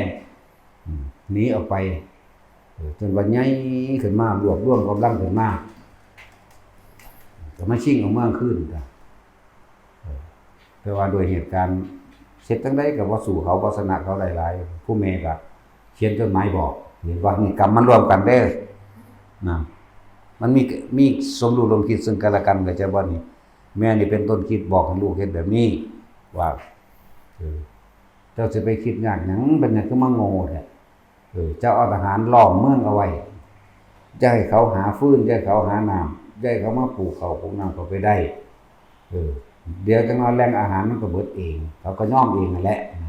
แต่ว่ากันรอไปถึง7 ปี 7 ปี 7 เดือน 7 วันสุดท้ายแล้วประชาชนชาวเมืองสิอยู่ในเมืองกำแพงน่ะอดอยากคือมันหิวบ่ได้ฆ่ากษัตริย์กษัตริย์นั่นก็คืออาเพิ่นเองน้องผู้เจ้าผู้นั้นแหละจังซั่นถึง7 ปี 7 เดือน 7 วันลักษณะนั้นตัดหัวอานั่นล่ะมาให้แล้วก็จังเปิดเมืองได้เพิ่นก็ขึ้นครองราชย์แทนนะนี่คือเรื่องเล่าภาษีวลีในขั้นตอนว่ากรรมอันใดเฮ็ดให้เพิ่นไปตกค้างอยู่ในท้องแม่ตั้ง7 ปีเข้าใจว่าล่ะกรรมอันนี้ขนาดฆ่าคนเลวเด้นั่นน่ะผู้อาผู้นั้นผู้เป็นน้องก่อนก็เทวทัตนั่นแหละเลิ่นว่าขนาดฆ่าคนเลวเนาะจากนี้ก็เลยมาฆ่าอยู่ในท้องเมื่อเพิ่นปฏิสนธิในหันน่ะลาภสักการะเกิดขึ้นบักหลายตัวอยู่ในห้องของนั่งสุปวาสานก็ดีจนกรรมมันคล้ายกันด้วยสิพระพุทธเจ้าเลยไปอยู่ก่อนน้องหญิงขอให้บุตรในครรภ์ของน้องหญิงจงออกมาโดยปลอดภัยตลอดทั้งน้องหญิงเองนั่นเถิดก็จะได้ตระกูลพระพุทธเจ้านั่นแหละอย่าว่าหลักนางสุปวาสานก็ดีถึงออกมาแล้วได้จักมื้อได้7 มื้อนิมนต์ภาษาดิบุตรกับลูกศิษย์ลูกหาไปฉันเนาะภาษาดิบุตรก็ลิ้วเขาไปนั่นแหละไปอยู่กระดงแหละอย่าว่าหลักเป็นสั้นก็เลยถามว่าท่านเป็นจังไดอยู่ในท้องแม่สุขสบายดีบ่ท่านโอ้ยผมสิสุขสบายมากใดผมอยู่ในขั้นทัพพนรกคักนั่งคดจ้องอยู่สั่นจะเอาหยังมาสุขสบายสั่นเพิ่นก็ยิ้มตัวภาษาดิบุตรทั้งแม่ก็ดีใจว่าลูกเว้าได้เนาะเขามาถามภาษาดิบุตรก็เมื่อกี้นี่พระคุณเจ้าพูดอะไรกับบุตรกับใบเจ้าโอ้อยากบวชว่าซั่นตั้งแต่บ่ได้ว่าอยากบวชจังนิดได้ดีนะบอกกันเรื่องอยู่ในท้องแม่นั่นน่ะสบายดีอยู่บ่ภาษา ซีรีส์สบายกับผีอย่างผมอยู่ในคันธพันธ์ลูกคันทับก็คือคันคันทับพันแปลว่าในท้องในคันแม่แล้วเติมกับว่านรกไฟบอมนั่นแหละผู้แม่จังมาถามว่าเมื่อกี้นี้พระคุณเจ้าพูดอะไรกับบุตรของข้าพเจ้าอ๋อเขาว่าเขาอยากบวชด้วยซ้ำตัวเอาเลยเห็นว่าในเกมเมื่อไหร่ใหญ่ขึ้นได้บัดนี้จังว่าล่ะ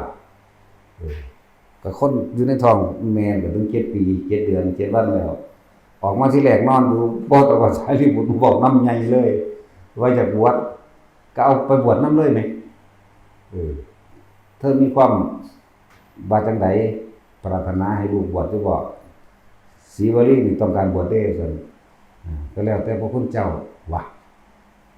ของคนเอาคนถึงบวชเนาะคือจูงไปน้ำหล่นแล้วโกนหัวทีเดียวก็บรรลุอรหันต์ได้ล่ะนั่นแหละคือเขาจะเอาเต็มแล้วท่านก็เต็มศีลเต็มยังก็เต็มมาเบิดแล้วเพราะว่าเขาจะสั่งสมมาเขาจะเสียสละมาแล้วเต็มแล้วบวชแล้วก็เกิดกลายเป็นผู้เลิศโดยลาภตัวบัดผู้เจ้าทดลองลาภถึง7 ขั้นตัวตัดสักการะเครื่องอยู่เครื่องใส่เครื่องสอยต่างๆสารพัดมีทุกอย่างที่ดังทดลองว่าไปเยี่ยมพระโคติกะเชื่อข้อตัวเองตายยุนาธรรมแต่ว่าศรีวลีมาบอกจะอานนท์ศรีวลีมาบอกศรีวลีอยู่ข้างหลังนะเจ้าค่ะโอ้เขาจะได้กินอาหารเขาจะได้พักสบายเพราะศรีวลีนี่แหละพระศรีวลีลูกศิษย์ลูกหาที่เราเป็นเทวดาบ่อื่นเด้บ่ว่าจะเป็นลูกขะเทวดาภูมิเทวดาคนท่านพญานงพญานาคตามให้ความเคารพนับถือเพิ่นเด้ก็เพิ่นสร้างมาแล้วบริวารมื้อนั้นก็ดีว่าล่ะเพิ่นเคยเสียสละให้พวกนั้นมาก่อนบ้านนี้พวกนี้ก็เสียสละให้เพิ่นเหมือนกันนี่แหละอุดหนุนกันต่างหนุนต่างกันฟื้นกันไปเพราะสมีหลายอย่างอีกครั้งนึงก็ไปเยี่ยมว่าศรีวลีมาบอกพระศรีวลีพระศรีวลีไปข้างหน้าแล้วเจ้าว่าแล้วย่างน้ำหนาไปแล้วพระศรีวลีมานำเฮาบ่ได้กังวลเรื่องทานบ่ได้กังวลเรื่องอาหาร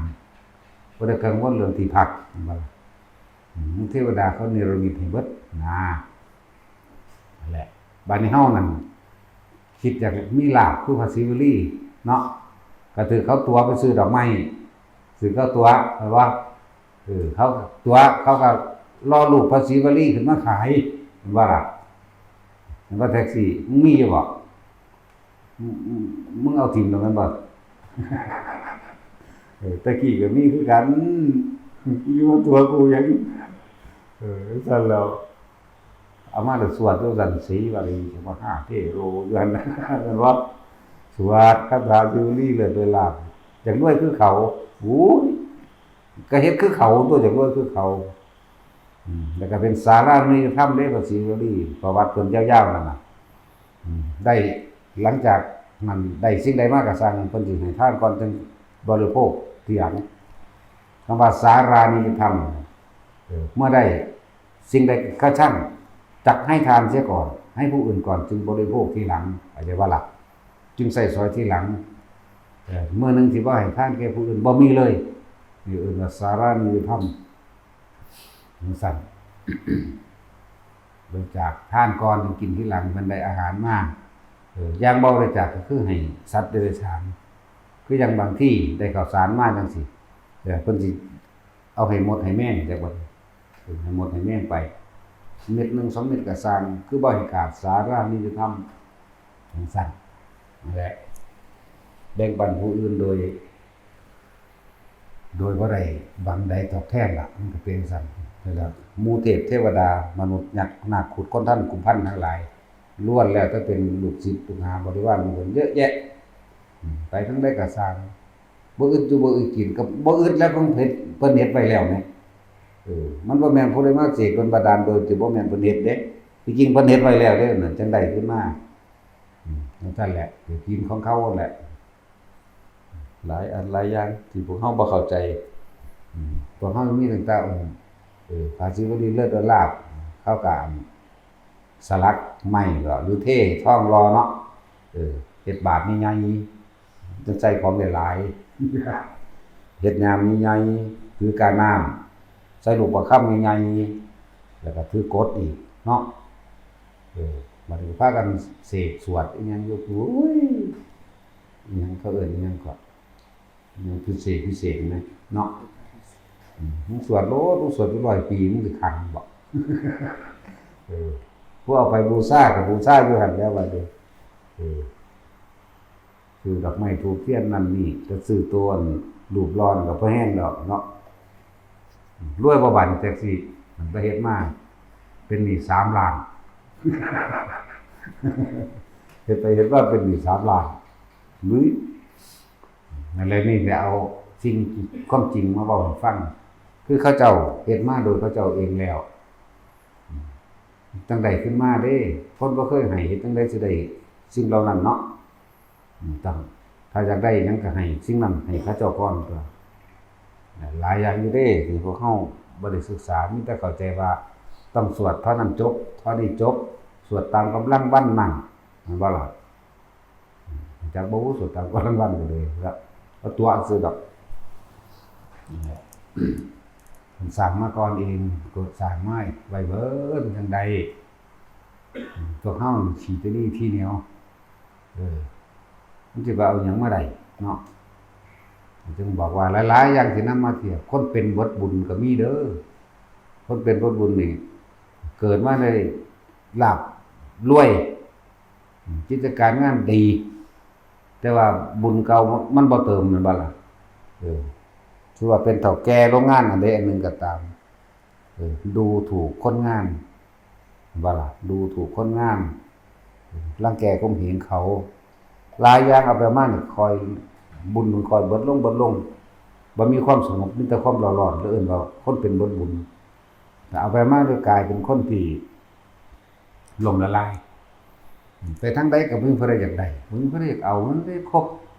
เพราะเจ้าของเฮ็ดเจ้าของเองเด้บ่แม่นผู้อื่นเฮ็ดเด้ซั่นแหละคนเป็นบทบุญเฮ็ดอีหยังก็บ่ขึ้นนั่นแหละเอาไปมาบ่มีฮอดสิกินฮอดสิอยู่หม้องอยู่ก็บ่มีเนี่ยเอิ้นว่าคนเป็นบทบุญขณะที่มันมีบุญอยู่มันหยังคือบ่เฮ็ดเอาตอนที่มันดีๆอยู่นี่ล่ะเนาะดังนั้นคนตายเบิดบุญเด้คนตายเบิดบุญก็อย่างนึงเด้ตายที่บ่มีบุญก็ลงนรกกันเด้ตายที่คิดถึงบุญก็ไปสวรรค์อันนี้คนเป็นบทบุญคือคนบ่มีสติในการระลึกนึกใคร่ครวญคือบ่มีความสงบเย็นภายในตัวเองบ่มีการระลึกบ่มีสติเข้าใจว่าล่ะเปรียบเทียบนั่นนี่อันนี้ควรอันนี้บ่ควรนี่แหละแต่บ่ฟังจังซี่พวกเจ้าบ่รู้ดอกอธิบายให้พวกเจ้าฟังเข้าใจเฮ็ดนำบ่เฮ็ดนำก็แล้วแต่เด้บอกให้ฟังบ่ได้ว่าให้เชื่อเด้เนาะ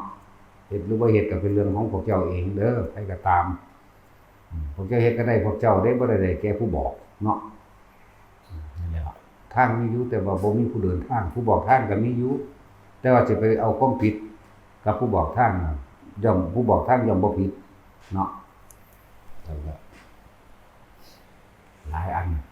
แนะนำ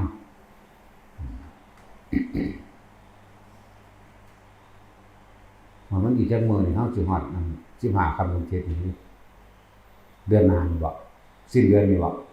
วันที่31นี่บ่ใกล้แล้วต้นมื้อนี้วันที่เท่าไหร่นี่28บ่28ฮะเหลืออีก33มื้อติดนึกว่าเดือนนั้นมี33มื้อ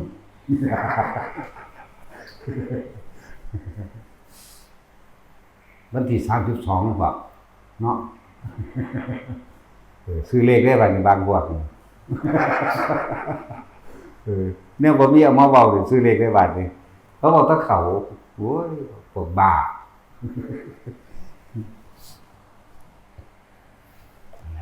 ผู้ใดอยากตามธรรมดาแล้วพร้อมกตัญญูกับพ่อกับแม่ถ้าผู้ใดขาดความกตัญญูก็ชีวิตก็เป็นมันเท่านั้นแหละหมายถึงขาดแต่ความคุณงามความดีอย่ามันขาดอันใดอันหนึ่งอันนี้ครบบริบูรณ์ผู้ใดสิทำบุญหามารดาบิดาก็มาในมือนั่นแหละคือมันมีอานิสงส์ในอานิสงส์มากกว่ากันเพ ราะว่าทั้งเป็นบรรจุติจิตเคลื่อนที่จากดุสิตและก็ปฏิสนธิในคันพระมารดาด้วยบรรจุติจิตของพระโพธิสัตว์เฮาแล้วก็พุทธบารมีที่พระองค์อธิษฐานไว้เรียกว่าอธิษฐาน6เป็นปณิธานแห่งอธิษฐาน6ในเบื้องหลังคนที่นับถือพระรัตนตรัยพุทธเจ้ายังอยู่เบื้องหลังเหมือนเดิมแต่ว่ายังคอยสู้ยังคอยแนะนำยังคอยสั่งสอนอยู่เด้หรือปกป้องจักว่าล่ะเฉพาะรัตนตรัยนี่จักว่าการทำบุญอันนี้ที่ว่าเวลาเฮาให้ทานแม้ข้าวเพียงคำเดียวปั้นเดียวน้ำขวดเดียวหรือผ้าขนหนูหรือผ้าเช็ดหน้าเพียงผืนเดียวก็ตามสามารถอุทิศให้ถึงมารดานี่ได้ถึง7ชั่วโคตร7ชาติไหลขึ้นมาเลยแล้วจะเว้าถึงถ้าต้นพุทธกาลเหตุกับพระโมคคัลลาภาษาลิบุตรนั่นแหละเป็นเหตุเรียกว่าเป็นเหตุเพื่อให้เกิดเรื่องนี้พระพุทธเจ้ายอมแสดงธรรมตามเหตุเด้ถ้าบ่มีเหตุบ่แสดงเด้ที่มีมากกว่านั้นแต่ว่าบ่มีเหตุหรือบ่แสดงก็มีเด้แสดงตามเหตุมันเพราะว่าพระโมคคัลลาภาษาลิบุตรช่วยมารดาให้พ้นจากนรกแต่ว่าเพิ่นสิซอยเฉพาะลำพังตนเองขนาดอรหันตเจ้าขนาดนั้นเนาะยังบ่ได้ต้องอาศัยกำลังของพระพุทธเจ้าเพิ่นได้บอกให้พวกเฮานั้นเฮ็ดในวันจุติจิตปฏิสนธิสู่พระคันมารดา15ค่ำเดือน7ปีนี้มันเป็นแฝด2หนบอกเขาเอิ้นปีนี้โชครู้สึกว่าเป็นปีที่ดีที่สุดอีกปีนึงจักบ่เพราะว่า15ค่ำเดือน7นี่มันถึงย่นเข้ามาตรงกันกับวันวิสาขบูชานะครับวิสาขปุณณมีคำว่าบูชาคือยินดีกันทำตามพวกเฮาเลยภาษามันเลยมาว่าเป็นวิสาขบูชายินดีกันทำตามในวันนั้นวิสาขปุณณมีมันเลยมาตรงกัน15ค่ำเดือน7เลยมาเป็นตัวนี้เลยนะเป็นวันวิสาขะเลยนะประสูติตรัสรู้พระนิพพานตลอดทั้งจุติจิตปฏิสนธิวันเดียวกันในปีนี้นะแหละว่าผู้ใดจะทำบุญหาแม่มารดาบิดานี่แต่มาในมื้อนั้นแหละจังบ่ได้กังวลอีหยังคือแต่เก่าเฮาก็เคยเฮ็ดคนเข้าใจว่าแจกข้าวหาพ่อหาแม่เฮ็ดแล้ว5ปี10ปีแล้วว่าสบายใจแล้วก็เข้าใจว่าเพิ่นได้แล้วพ้นแล้วนั่นแหละคือความบ่รู้เนาะแต่ว่ามั่นใจก็มาเฮ็ดในมื้อนั้นและในโลกนี้มีแต่เฮาเฮ็ดผู้เดียวนี่แหละจังว่าตอนนี้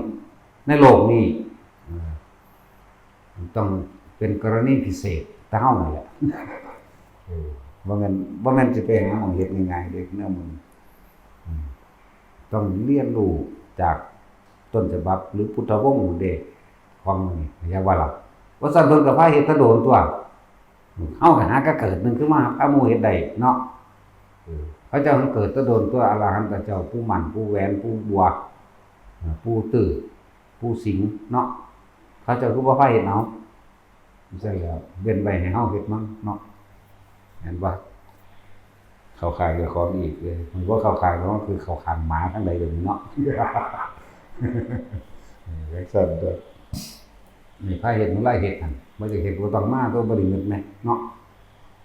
และผู้ใดอยากทำบุญหามารดาบิดาแม้นสิตกนรกอยู่ก็ตามเปรตอยู่ก็ตามผู้ที่เพิ่นอัตคัดเข้าใจบ่ผู้ที่เพิ่นอยู่ในที่ทุกข์อยู่ในที่ทุกขติตกนรกก็ตามเป็นเปรตก็ตามเป็นสัตว์เดรัจฉานก็ช่างนะนั่นแหละอุทิศแม้ก็เขาปั้นนึงก็ตามน้ำคนนึงก็ตามสามารถอุทิศให้ถึงได้เลยเพราะเฮาอาศัยกำลังพุทธบารมีเด้อาศัยบารมี6จากบ่ล่ะของพระพุทธเจ้าเด้เฮาเป็นตัวแทนซื่อแม้นพระพุทธเจ้าสิอยู่หรือบ่อยู่ก็สร้าง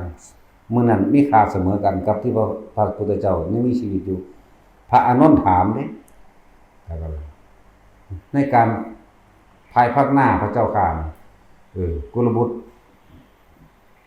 ผู้มีจิตศรัทธาเลื่อมใสในภายหลังที่สามารถกระทำตามนี้อานิสงส์สิเป็นจังไดอานิสงส์จะเป็นอย่างไรพระเจ้าข้าผู้มีศรัทธามีความสมั่นอยู่แล้วในพุทธธรรมสงฆ์นะแม้นเราตถาคตจะอยู่หรือไม่อยู่ อานิสงส์มันย่อมเสมอกันกับเราตถาคตยังมีชีวิตอยู่แต่ว่าล่ะเฮาก็เรียนรู้เอาวิธีทำนำเพิ่นตัวผมว่าสมัยที่เพิ่นมีชีวิตอยู่เพิ่นก็แสดงธรรมหรือที่บอกทำอยู่ในซีรีส์นั่นที่เพิ่นบอกว่าเราจะสวดมนต์ด้วยกันมันบ่ในวันนั้นเพิ่นบอกกับพระโมคคัลลาไปป้อนข้าวแม่บ่สบายเนาะเอาคำเข้าใส่ปากแม่เลยอ้าปากขึ้นไฟไหม้ลงไปในท้องพุ่นที่จริงหัวเด้รู้จักบ่นั่นที่จริงแม่นั่นหัวล้อถูกใจดีใจหลายลูกกูมาโอ้เข้าใจคนเฒ่าเนาะโอ้ดีใจหลายนี่แต่ว่าพระโมคคัลลากลับเห็นเป็นร้องไห้ตลอดทั้งไฟไหม้ลงไปในลำคอจนถึงท้องนั่นคือผู้เพิ่นมีตาดีตาทิพย์ผู้เพิ่นรู้อนาคตล่วงหน้าว่าล่ะพระโมคคัลลารู้อนาคตแม่เพิ่นเรื่องจริงมันแต่เฮาตาเนื้อเฮาเห็นนี่เสแสร้งแกล้งมันอยากให้ลูกไปเอาใจลูกมีผู้เดียวซ้ำบัดนี้โทนลูกโทนแต่ละมื้อตะเว้นก็ไปป้อนข้าวแม่นั่นแหละคนไทยก็มีบักหลายผู้ให้นั่นเนาะนั่นแหละคือจักเอาชนะลูกเด้นั่นก็หมายแต่เพิ่นก็ไปเอาป้อนเขายังได้อ้าปากขึ้นเลยก็ห้องว้าดีระบีขึ้นคือฮู้จักแล้วว่าอนาคตนี่แม่นี่ลงนรกแน่ว่าเพิ่นเป็นคนเบียดเบียนขาดทาสบริวารคนใส่และเอามักเอาเปรียบทุบตีทำลายเด้แล้วก็บ่เป็นมิจฉาทิฏฐิพร้อมเด้เข้าใจว่าล่ะผมก็แล้วมันฮู้แล้วว่าลงนรกอย่างเดียวแม่และแต่เพิ่นไปหาวิธีตัวสิแก้ทิฏฐิแก้มิจฉาทิฏฐิให้นำเพิ่นก็เลยไปโอ้ใจเพิ่นก็รู้อีกว่าแม่เป็นคนเจ้าเล่ห์มันยานั่นล่ะไปฟ้อนเขากินยำเข้าไปหัวถือใจดีใจหัวเราะคือฮากๆเด้แต่ว่าตาเพิ่นเห็นทั้งในไฟไหม้บึ้มอยู่นะแล้วเพิ่นก็เลยมาทำสมาธิบ่อาจสามารถสงบได้นะมีความกังวลอึดอัดอยู่อย่างหนึ่งพุทธเจ้าไม่เห็นเลยถามนั่นแหละเป็นจังซั่นมันจริงก็เป็นแบบนั้นแหละก็เลยว่าตอนที่พุทธเจ้าถามอย่างหนึ่งแต่ว่าตอนพระโมคคัลลาไปดับไฟนรกล่ะเพิ่นบอกว่าโมคคัลลาบ่อาจสามารถเฮ็ดได้แม้ที่มีชีวิตฮู้ครั้งฮู้อยู่ว่าสิตกสิตายแล้วไปลงนรกไงแม้ในหลายๆชั่วโคตรส่วนหลายชาติมากก็เห็นแล้วว่าตกนรกแน่อยู่ในอเวจีแน่อยู่ในภูตนรกแน่เปรตแน่นั่นแหละเฮาก็ได้ตัวอย่างตัวนั้นมาบัดเฮาก็ไปเรียนรู้เอาตอนนั้นเพิ่นเฮ็ดจังไดน้อแต่ว่าพระโมคคัลลาภาษาลิบุตรมาได้อาหารข้าวหวานตามที่หาได้อย่างละร้อยก็ว่าไปแต่เพิ่นก็มีอุปถากหลายเนาะเพิ่นบารมีสูงแล้วพระเจ้าปัจเสนแน่พระเจ้าพิมพิสารแน่นางวิสาขาแน่ตลอดทั้งบริวารนั่นแหละมาสร้างกุฏิให้องค์ละ4หลังเพื่อจะเป็นตัวอย่างเด้สร้างให้ภาษาลิบุตร4หลังพระโมคคัลลา4หลังเพื่อจะทำการสังฆทานในมื้อนั้นแต่ว่ามีพระพุทธเจ้าเป็นประธานแต่พระพุทธเจ้าเนี่ยเรียกว่าในวันนั้นเราจะสาธยายทบทวนคำสอนพร้อมกันเพื่อนำคำสอนนี้ให้เป็นเรื่องว่าแสงสว่างแห่งปัญญานำสู่จิตแห่งบรรดาของพวกเธอทั้งหลายเดี๋ยวว่าล่ะปัจจัย4อาหารจารสดคือห้องที่อยู่อาศัยครบแล้วบัดนี้เหลือแต่ทางปัญญาคือธรรมะคำสอนนี่เองเรียกว่าสัจฉายะก็คือสาธยายพร้อมกันนั่นแหละจังว่าล่ะบ่แม่นแต่ว่าพระพุทธเจ้าเทศน์อยู่ผู้เดียวได้มื้อนั้นพระสงฆ์ทั้งเบิดร่วมกันทบทวนคือทำสังฆกรรมอันสัจฉายะร่วมกันทบทวนคำสอนนั่นแหละมื้อนั้นสวดจังแน่เฮาก็ระลึกไปเบิ่งนั่นแหละเพิ่นสวดธรรมจักรเพิ่นสวดอนัตตลักษณ์อธิตตปริยสูตรธรรมจักรอนัตตลักษณสูตรอธิตตปริยสูตรและปฏิจจสมุปบาทหรือว่าล่ะ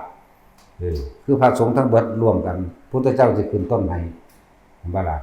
ตะกี้ว่าอะไรว่าเอวเมสุตังเด้ว่าล่ะนิตวะทเวมีภิกขเวอันตาก็ขึ้นนำกันเลยบัดนี้ปาพระจิเตนะนาโสติกามสุกามสุขาริการโยโคไปเลยนะบทที่2เพิ่นก็ขึ้นต้นให้บทที่3ก็ขึ้นต้นให้บ บทที่4มันก็ขึ้นต้นให้ก็ได้ขอกระแสเสียงธรรมอันเป็นคำสอนขององค์สมเด็จพระสัมมาสัมพุทธเจ้านี้จงถึงแด่มารดาบิดาของข้าพเจ้าเถิดจากว่าหลักซ้ำนั่นแหละแล้วการระลึกเอาพระแห้งอยู่คือมั่นใจไปละแต่ว่าก็แอบเฮ็ดมาคนเดียวอยู่เรื่อยๆอยู่เด้แม่นพระพวกนั้นบ่เฮ็ดก็สร้างเฮ็ดเอาเองส่วนเอาเองแต่ว่าเฮาอาศัยคือจังอยู่นำอีพ่อใหญ่บัวนี่เฮาก็อาศัยเฮาไปท่านหั่นแต่ว่าการกระทำเฮาทำเองเพิ่นก็เทศของเพิ่นอยู่ได้ล่ะเฮาก็ว่าขอกระแสเสียงธรรมอันเป็นคำสอนพระพุทธเจ้าจงถึงแด่มารดาบิดาข้าพเจ้าที่มีมาแล้วในอดีตจนถึงปัจจุบันเถิดก็ว่าของเฮาต้องจริงมาเรื่อยอยู่เฮาก็เฮ็ดของเฮามาเรื่อยแบบนี้อะไรเฮ็ดมาเรื่อยๆบ่แม่นดอกข้าวปั้นเดียวหลายกว่านั้นนี่ดอกเบิดทั้งเฮ็ดบาปเฮ็ดบ้ามากก็เฮ็ดมาโดนลำบากผู้เดียวก็พอแห้งแล้วเด้บ่ได้เฮ็ดแค่กุฏิเด้เฮ็ดแผ่นดินเลยถ้าบ่มีแผ่นดินธรณีสงฆ์ถ้าบ่มีซึ่งรองรับพระสงฆ์องค์เจ้าเลยมันจะเอาหยังไปอยู่มันบ่ล่ะตั้งแต่กี้มันอิสระอยู่เด้เดี๋ยวนี้มันอยู่บ่ได้เด้แผ่นดินก็มีเจ้าของป่าไม้ก็มีเจ้าของถ้ำเมืองผาต่างๆมีเจ้าของบ่ล่ะจังซั่นแหละว่าพระเฮ็ดบัดนี้คนที่ชำระหนี้สงฆ์หรือยังก็แล้วแต่ถึงมันเป็นมาแล้วแต่กี้บ่มีชำระหนี้สงฆ์บ่ล่ะบัดนี้เฮาอาศัยหมู่สงฆ์นั้นนี่มาแล้วมันก็เลยมีคนบางคนก็มานอนอยู่ซื่อๆบ่เฮ็ดเวียกเฮ็ดงานอีหยังแต่ว่าคิดได้ในมื้อใดมื้อหนึ่งที่มีเงินขึ้นมาแล้วคิดอยากชำระก็เฮ็ดไปนะบางคนก็มานอนอยู่ในกินรองานก็มีบางคนก็มาหาผลประโยชน์ในนี่เขาไล่หนีก็มีเนาะบ่แม่นแต่ในนี่เด้หลายๆวัดนั่นความหมายซั่นแหละผู้ใดมีชำระหนี้สงฆ์เฮ็ดจังได๋มันสิเบิดเลยในแต่ละปีก็สร้างพระพุทธปฏิมากรอันเป็นทุสเจดีย์ถวายบูชาหรือเครื่องระลึกนึกถึงในธรรมเจดีย์สัญลักษณ์ของผู้นำธรรมคำสอนพระเจ้าออกมาว่าพุทธรูปหน้าตัก4ศอกขึ้นไปปีนั้นเบิดเลยหมายถึงเฮาสิไปลักเอาข้าวสารพระมาจากกระสอบนึงก็สร้างเบิดเรียกว่าล่ะลักเงินเพิ่นแนวนั่นแหละ100 100 200 1,000 2,000 3,000ก็ว่าไปเขาจึงมีการสร้างพระพุทธรูปอันเป็นเครื่องชำระหนี้สงฆ์กับแม่นแล้วก็สร้างพุทธรูปอุทิศให้มารดาบิดาเพื่อให้เพิ่นได้รูปกายอันสวยงามและบริบูรณ์บ่พิการเข้าใจว่าล่ะแล้วก็สวดมนต์นี่ก็แล้วแต่สวดมนต์นี่ถ้าผู้ใดจะอยู่สวดนำก็ดีนะ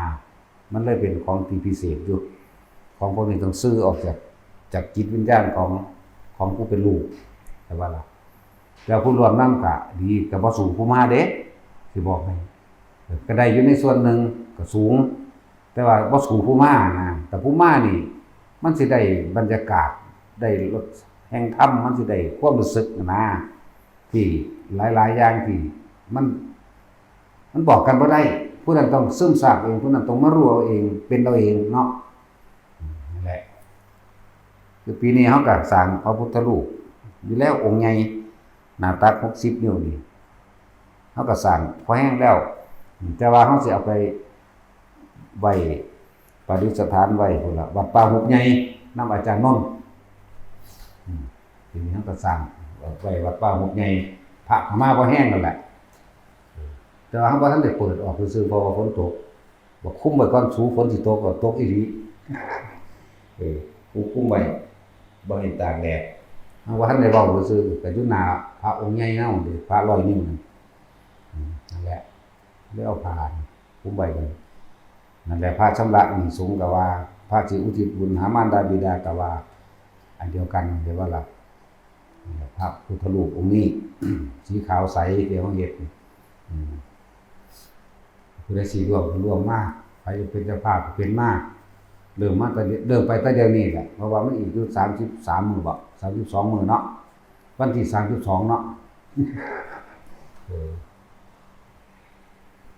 เบิ่งตาค้อนงวดใดว่านำน่ะออกโลดตาค้อนพิบากงวดใดว่านำออกโลดวิอยู่หั่นแล้วเป็นซั่นเด้เนาะ เขาบ่ได้เกี่ยวกันเด้กับแนวนั้นแต่คนพอเรียกยังถึงดาสะซ่ายายางอยู่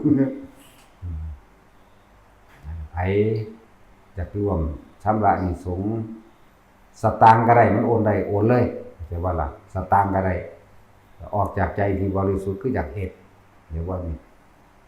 ไปเห็นเขาโอนเขา25สตางค์นี่โอ้มันเฮ็ดได้อีหลีเว้ยแน่เฮาบ่ได้ว่าเด้ก็ดีใจนำเสยเด้เงินเข้า25สตางค์ก็มีโอ้มันโอนได้นะหรือผู้ใดอยากร่วมสร้างพวกเจ้าเองนั่นแหละข้อยบ่อยากได้ดอกข้อยสร้างโตของข้อยเองอยู่แล้วเป็นว่าข้อยบ่อยากได้หยังจักอย่างอยู่แล้วพระพุทธรูปข้อยก็เป็นเอาเองอยากบ่ล่ะพระธาตุข้อยก็สิเป็นเอาเองดอกเฮาสร้างตัวเฮาเองอยู่แล้วแม่นบ่ล่ะแต่ว่าเขาอยากเอาพระธาตุมานั่นบ่กูเฮ็ดเอาเองก็ได้เต็มกระดูกกูอยู่นี่เลือดเนื้อก็เต็มอยู่นี่เนาะเฮ็ดเอาเองก็ได้ตัวใครอยากร่วมสร้างพระพุทธปฏิมากรเป็นตัวแทนของพระเจ้าสร้างเพื่อถวายบูชาพระศาสนาก็ว่าเป็นธรรมเจดีย์เป็นเครื่องระลึกนึกถึงผู้นำธรรมคำสอนผู้เอาความจริงธรรมชาติมาให้พวกเฮารู้ก็ว่าเป็นดุจดังว่าเจดีย์อันนี้เฮาสร้างแนะนำเป็นสุสะเจดีย์เด้เพราะว่าแต่ว่ารูปเหมือนพระพุทธเจ้าชื่อเลยแต่ว่าเฮาสร้างแนะนำนั้นเป็นที่บรรจุพระธรรมก็ว่าจังซั่นเลยสิร่วมชำระหนี้สงฆ์พวกเจ้าไปเฮ็ดอิหยังมาบ่รู้เรื่องล่ะจำบ่ได้สิเป็นหลักหยังของเพิ่นมาหรือทั้งที่ตั้งใจและบ่ตั้งใจก็แล้วแต่มันก็สิ้นในกว่าปีนี่เด้จักว่ารอบนี้มาถึง15กับเดือน7มันก็เบิดอายุของมันคือกันหมายถึงแต่ละปีต้องเฮ็ดนะเพราะว่าหยังมันไปเฮ็ดใหม่ก็มีหลักใหม่ก็มีเนาะหลักกาแฟใหม่ก็มียายจุตะเราหากรรมเอากาแฟพวกนั้นพอดีล่ะจริงๆเรากินแล้วไว้หลานเราบ่คนขี้ข้างเนาะมากรรมเอาในครัวแน่ไปกรรมเอาอยู่ลงรถเขาแน่เขาก็ด่าไปอาศัยความน่าสงสารเขาเริ่มบ่ด่าหลาย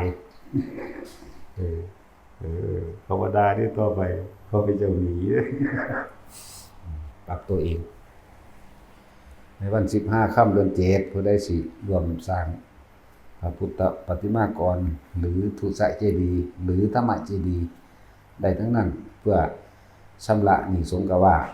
และอุทิศบุญให้แด่มารดาบิดาที่มีมาแล้วในอดีตจนถึงปัจจุบันก็ว่าเพื่อมารดาบิดาเฮาสิได้มีอาการครบ32อย่างและในมื้อนั้นผู้ใดมาก็สิได้ร่วมสวดมนต์ได้สาธยายธรรมคำสอนของเจ้าในบทสำคัญ4บทบ่ล่ะ4บท1ดอกธรรมจักรอนัตตลักษณสูตรว่าด้วยความบ่มีตัวตนและอธิตตปริยายสูตรว่าด้วยของร้อนและปฏิจจสมุปบาทสายเกิดและสายดับว่าด้วยหนทางแห่งสัตว์ทั้งหลายเกิดแบบนี้ไม่เกิดแบบนี้เพราะว่าภาษาเฮามันจังเข้าใจง่ายบอกบ่ดีบ่เข้าใจดอกแต่ภาษาเจ้าของก็บ่เข้าใจอยู่เนาะบ่ยากคือหยังนี่ครับในเมืองนั้น15ค่ำเดือน7ตรงกับวันที่31แม่นบ่31หยังพฤษภาคม31พฤษภาคมตรงกับวันวิสาขะพอดีกันแต่ก็เป็นวันอาทิตย์พร้อมทุกคนมีโอกาสได้จะปล่อยโอกาสให้พลาดเด้บ่ฮู้ได้ว่าสิตายยามใดเนาะสิปล่อยตายก่อนบ่มีหยังเฮ็ดไปตัวโอ๊ยปีหน้าก่อนโอ๊ยปีนั้นก่อนเสือกตายซ้ำก็มีเด้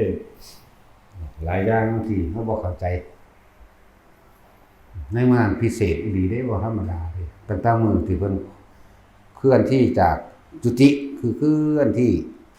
ตายจากดุสิตเข้าสู่ปฏิสนธิคันพระมารดา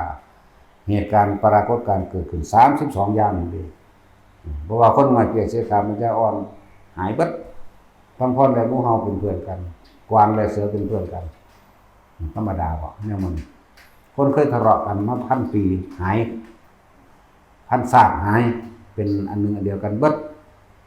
จังซั่นแหละหลังจากเมื่อนั้นก็เป็นปกติธรรมชาติผู้ใดเกิดมาพิการก็พิการไปตามกรรม แต่ว่าในมือนั้นคนพิการหายเบิดทั่วโลกเด้ซั่นล่ะสำหรับมารดาบิดาของไผก็ตามที่เป็นเกิดเป็นเดรัจฉานถ้าเพิ่นอยู่ในนรกแล้วขึ้นเลยไปสวรรค์เลยแม่นบ่เปรตก็ขึ้นเลยแม่นบ่ส่วนเป็นคนคือส่วนเป็นคนที่ยังมีชีวิตอยู่นี่ยังจังว่านี่เป็นคนในชีวิตยังอยู่ตายจังใดจังว่าล่ะแต่ว่าก็ได้โอกาสเจ้าของก็เฮ็ดให้พ่อให้แม่เจ้าของตัวแม่นบ่ล่ะส่วนเรื่องเอกสารเดตายซะก่อนในวันนั้นจะเสียชีวิตในวันนั้นก็จะว่านี่เพื่อสิมารับมันต้องมีเหตุให้เสียแล้วก็ได้รับเอาส่วนนี้โดยพุทธานุภาพเด้เรียกว่าปฏิทาน6ของพระเจ้าถึงตั้งไว้ซอยเหลือสรรพสัตว์ขนาดนั้นเด้ขนาดตายแล้วยังซอยเหลืออยู่เนาะ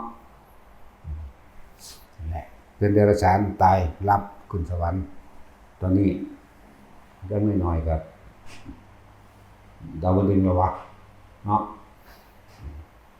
นำเบิ่งเอาตัวผู้ใดมีย่านมีแย่งอยู่เลยเห็นบ่ล่ะแต่ชินเจ้าก็นำเบิ่งได้เป็นหยังคนย่านผีเลยสิไปนำเบิ่งได้ผีเลยเนาะเทวดาพระอินทร์พระพรหมถ้าเว้าตามศัพท์ก็เอิ้นผีเบิดเด้นั่นน่ะคนผู้ใดตายว่าแต่ผีโลดเนาะบ่ให้เขาเป็นพระอินทร์พระพรหมเทวดานี่บ่เอิ้นแต่ผีนี่แหละเนาะจั่นแล้วว่าผู้ใดสิร่วมก็ร่วมมาเฮาก็เริ่มรับแล้วเพราะส่วนมากมันบ่ค่อยเทศนะนี่แต่สิคือมันว่าได้เทศทีเดียวแล้วมันอยากเว้าเรื่องใหม่เรื่องใหม่ไปเลยเด้มันบ่ซ้ำนะบ่ค่อยซ้ำเพราะนี่เขาบอกให้ซ้ำก็เลยซ้ำเนี่ยมันสิเว้าใหม่ไปเรื่อยของอันนั้นเฮาบ่ได้ตั้งไว้นี่ลืมไปเรื่อยๆว่ามันบ่เว้าเรื่องนั้นซึ่งมหากรรมเป็น7เนาะใช่แล้วแหละสำหรับผู้ใดอยากเฮ็ดก็เฮ็ดบ่อยากเฮ็ดก็สร้างแล้วแต่ไผมันโลดเนาะเพราะบริสุทธิ์แล้วหรือไผบริสุทธิ์แล้วก็บ่อาจสามารถเอาความบริสุทธิ์ให้กันได้แม่นบ่ล่ะอันว่าบุญนี่มันบ่คืออันยังปิ้งไก่ได้หีบเด้อเนาะมันพามันไปปั่นแจกกันบ่ได้เลยเว้าบ่เป็นอยากเว้าเฮาเว้าบ่เป็นมันลืมนี่แหละถ้าเอาความจำมาเว้าลืมเด้บ่คือเว้าไปเลยสดๆเนาะเอาสมาทาน